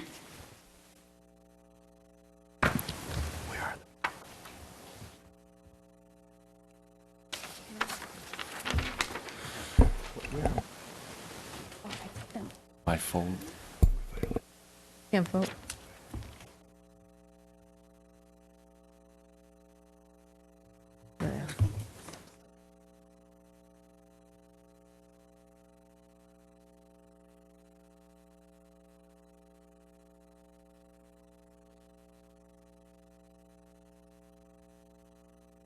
It'd probably be best to open it up for public comment on this item as well, Mayor, for the rest of it. Mayor Muldoon, maybe open up public comment, see if anyone has any. Okay, yes. Thank you, Ms. Harp. Any public comments? No public comment. Okay, so this would be public comments on the actual vote of candidates. We've now lodged our votes. Would you like to give a tally, Madam Clerk? yes, please. Councilman Herdman votes for Scott Cunningham and Donald Yon. Councilmember Avery, Scott Cunningham, and John Drayton. Councilmember Dixon, Scott Cunningham, and Jamshed Daster. Councilmember O'Neill, Scott Cunningham, and Paul Priolu.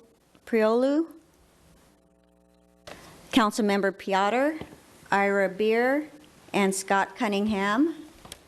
And Mayor Pro Tem Duffield, Scott Cunningham, and John Drayton.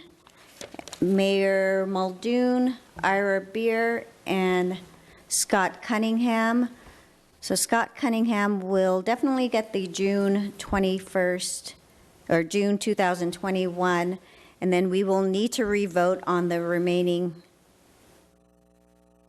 I guess we take out the ones, right? Take out the. May do we vote? One? So that would be, you would need to vote between Ira Beer and John Drayton, because those 2 individuals received 2 votes, the rest received 1. So again, Ira Beer or John Drayton.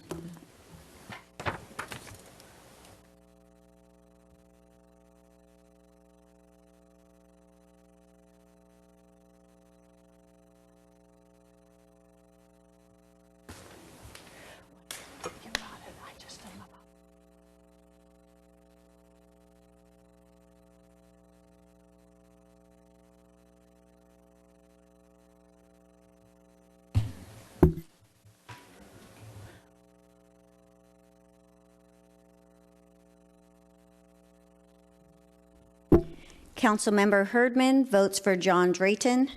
Councilmember Avery, John Drayton. Councilmember Dixon, John Drayton. Councilmember O'Neill, John Drayton. Councilmember Piotr, Ira Beer. Mayor Pro Tem Duffield, John Drayton. And Mayor Muldoon, Ira Beer. So the other Harbor Commissioner is John Drayton. Mr. Mayor? Yes, Mr. Piotr. I just want to take a statement. I met with several of the candidates, and they were really all well qualified. And I really don't want to have any of them that didn't get chosen to be discouraged. I would encourage them to apply again as other vacancies occur, because the city continues to need people with their kind of experience and willingness to volunteer. And I want to thank them all for going through this process. Thank you, Mr. Duffield. Thank you, Mr. Mayor. I too want to chime in on that. This, I believe there were 16, how many applied total? 14 volunteers, and I was on the Harbor Commission for 10 years, so it was dear to my heart. And I know every one of my colleagues on the council commission worked hard and had their best interests in the Bay at heart. And honestly, I'm with Councilman Piotr in that, gee, please try again. I mean, everyone seems so qualified, and it was really, really hard. I thank the committees for your work narrowing it down, and it's just it's a fabulous group, and I really appreciate everyone trying. Thank you, Mr. O'Neill. Yeah, thank you. I'll echo that. We started with 14 applications, which were all fantastic. As Councilwoman Dixon pointed out, we unfortunately didn't have any women applying, so hopefully that will change for our other positions we'll have. I'd like to say real quickly, thank you to the mayor for putting me on that subcommittee. It was a great experience for my first time to be able to review those applications. And then cutting it down to 6 was remarkably difficult. And so just that alone was impressive. So I look forward to seeing, well, actually, one other thing. The 2 positions we're filling, one's now on council and the other's on a finance committee. They're both still serving publicly. So I'd say thank you to both of them. So anyway, it's really inspiring seeing people step up and volunteer. So thank you to Scott Cunningham, John Drayton. We look forward to seeing your service. Mr. Avery. Yeah, I was also struck by the quality of the team that came forward, and it just struck me that there were a few people there. There were 3, definitely. I think maybe there was someone on a 4th try. So, and I guess I got it on my 2nd try. But the positions roll up, so I just encourage people to, if they remain interested, to apply again, because this was very, very difficult to choose. Thank you. Thank you. Mrs. Dixon. Well, and I too will say the quality of our applicants was just outstanding. It was very difficult, and every single one has an interesting background, a commitment to serve the city, commitment to serve harbor-related issues, and bringing each applicant, as well as Mr. Drayton and Mr. Cunningham, they all bring forward their unique experience in serving the city of Newport Beach and its harbor-related issues. I will say, I believe, Ms. Brown, don't we have one opening that will become open on the Harbor Commission at June 30th? There is one opening, and I can't recall offhand if the member is eligible for reappointment. I think they termed out, but I could be wrong. But in any event, we'll be going through this same, again, related to the Harbor Commission, regardless. And just a point of information for all applicants, for all council-appointed boards and commissions, your application is alive for 2 years. So if you've applied, your application will still be on file, and certainly encourage people to submit their applications for Harbor Commission. So thank you. And thank you, and welcome to our new commissioners, and thank you to, it looks like a route to the city council is to serve on the Harbor Commission. Thank you. All right, thank you. So this item's now complete, correct? We don't need any more comments on this item? Thank you.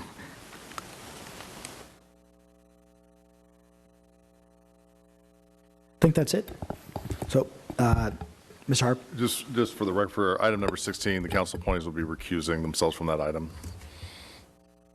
Thank you. And and that has been continued.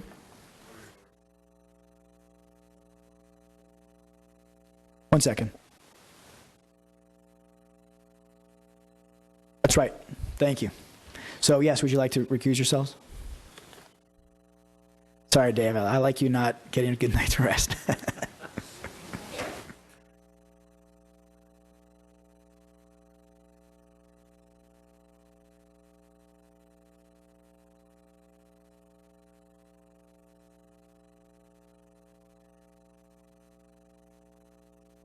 Barbara?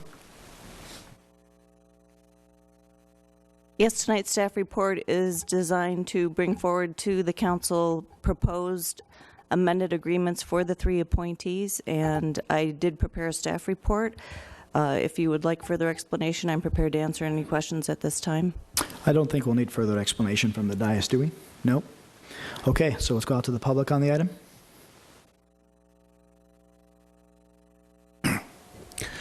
Mayor Muldoon and members of the council, my name, as you know, is Jim Mosier.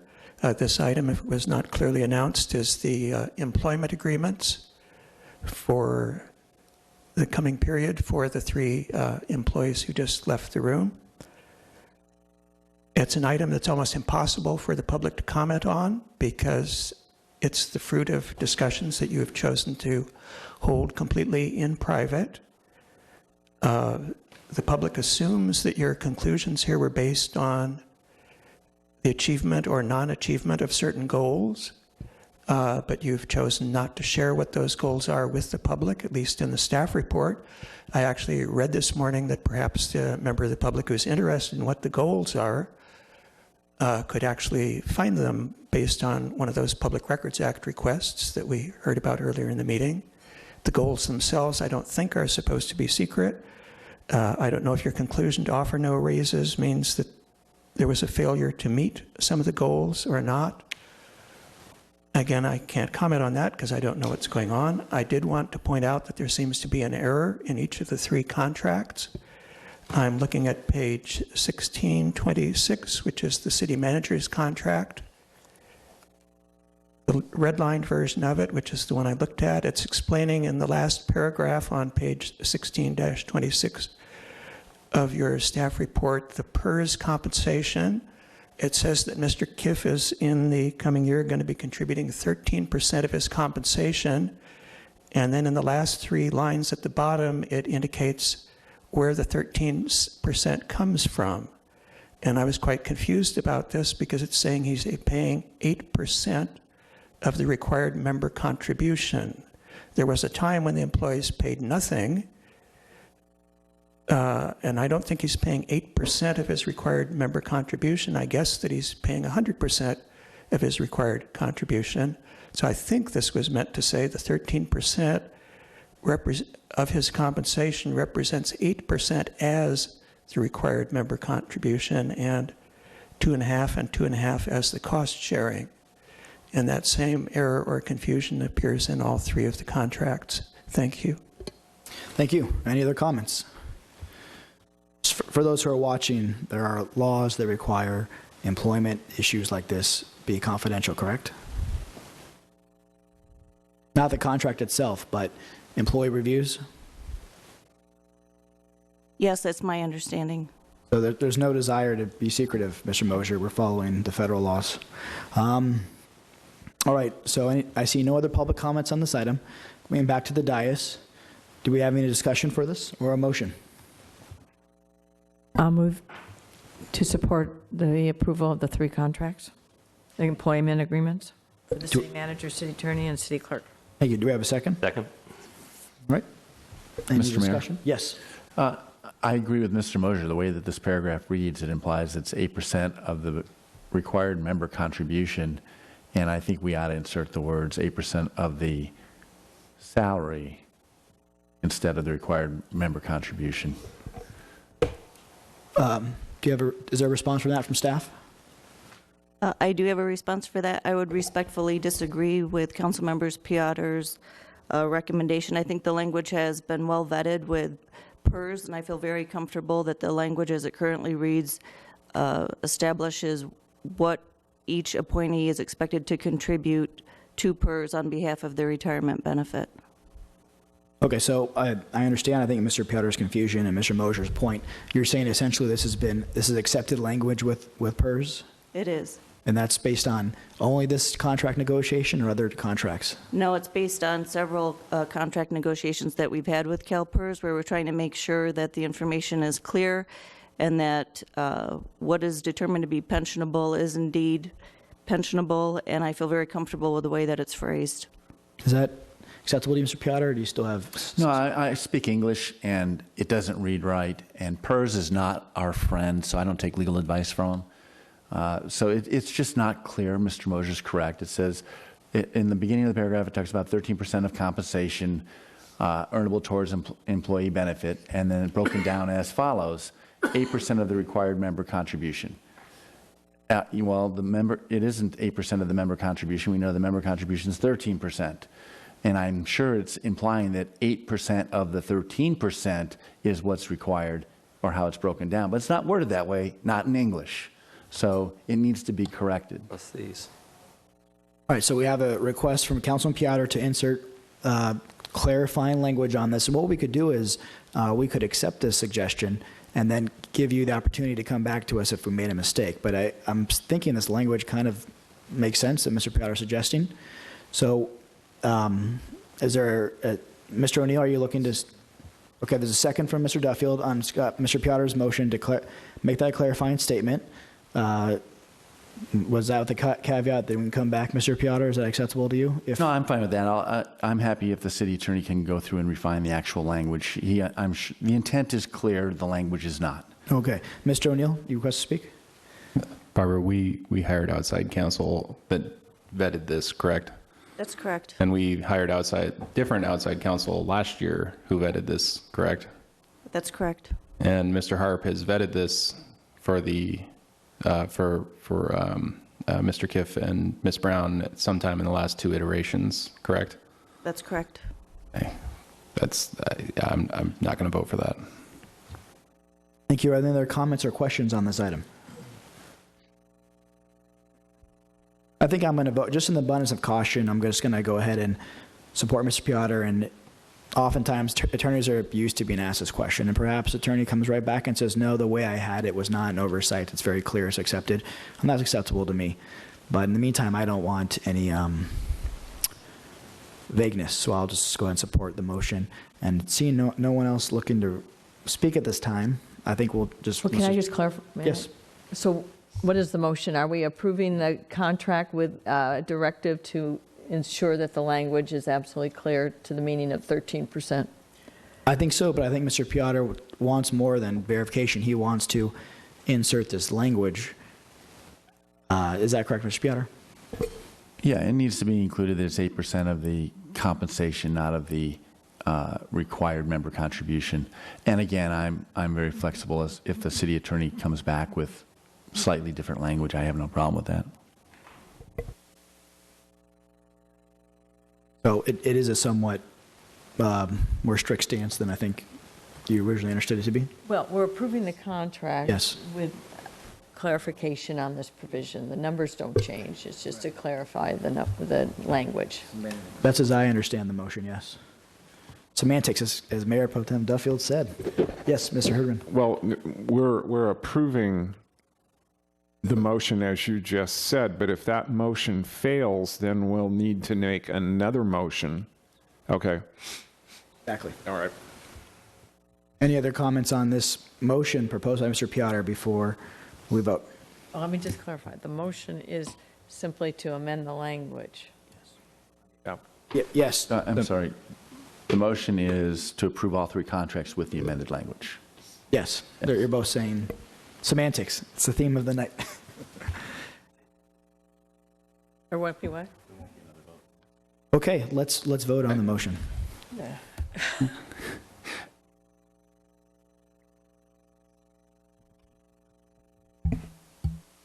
Right way. Motion carries 4-3 with Councilmember Avery, Councilmember Herdman, and Councilmember O'Neill voting no.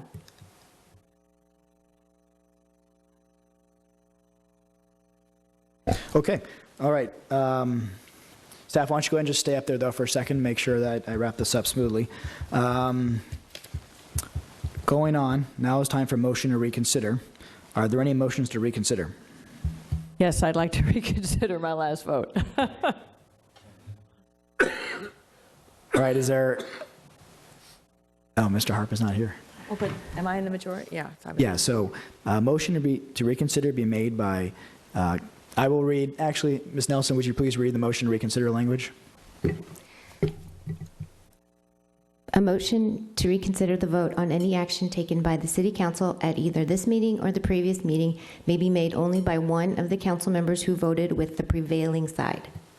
So that motion is made, and I believe it can be seconded by any council member. So the motion by the individuals on the prevailing side was made. Is there a second? I'll second it. Okay, seconded by Mr. Herdman. Any discussion on this from the mover or other parties?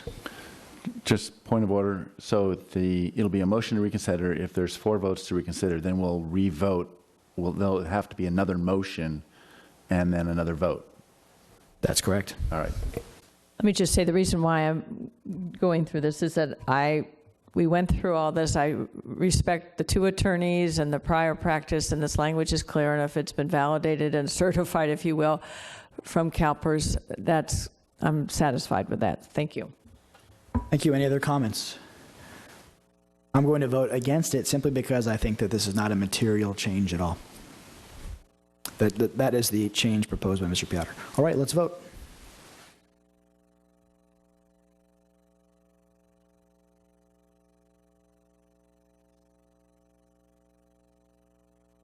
Motion carries 4-3 with Mayor Muldoon, Councilmember O'Neill, and Councilmember Piotr voting no. Okay. Luckily, we don't have an attorney here charging us for this time because...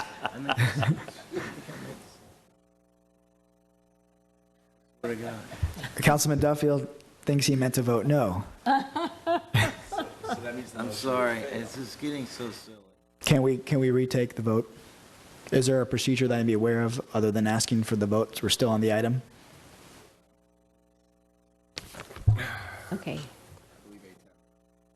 Okay. We're gonna just revote.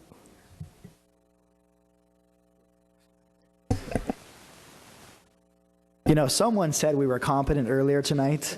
I'm so glad she's not here. Material. It's not just you. Fully immaterial, yeah.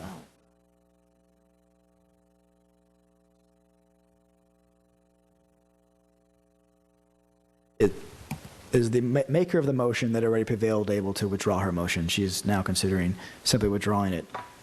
So, as just a point of order, A10 states, a member may change his vote only if he makes a timely request to do so immediately following the announcement of the vote by the city clerk and prior to that time that the next item in the order of business is taken up. So, Mayor Pro Tem, are you requesting to change your vote? I am not. I am ruling, though, that the motion was timely. The request to revote was timely. And so right now, we will vote simply on the matter as to whether or not we should do a motion to reconsider. Really immediately after the vote, so it was really kind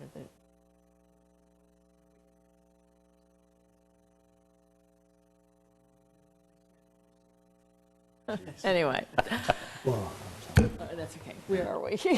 We're having fun. It's late. Okay. So at this time, we will vote on the motion to reconsider.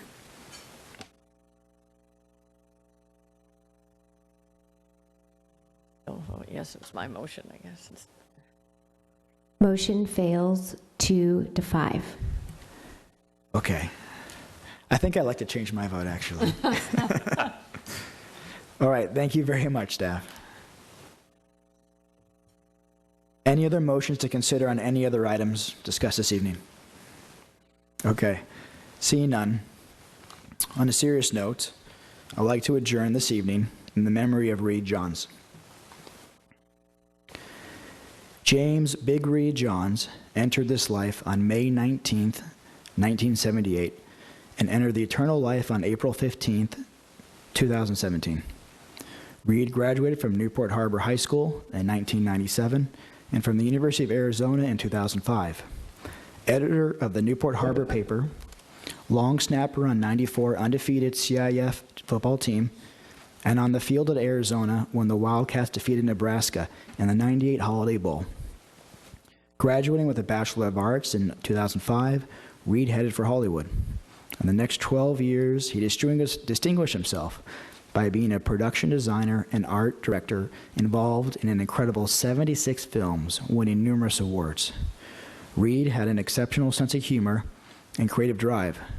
He loved his friends and his family and kept them close to his heart. He cared deeply for his art, which was one of his very many gifts. Reed's family and friends will remember the laughter he brought to them and the joy he created. Their hearts are breaking for their son, their brother, and their friend. They will always cherish the gifts that he gave them. We are adjourned.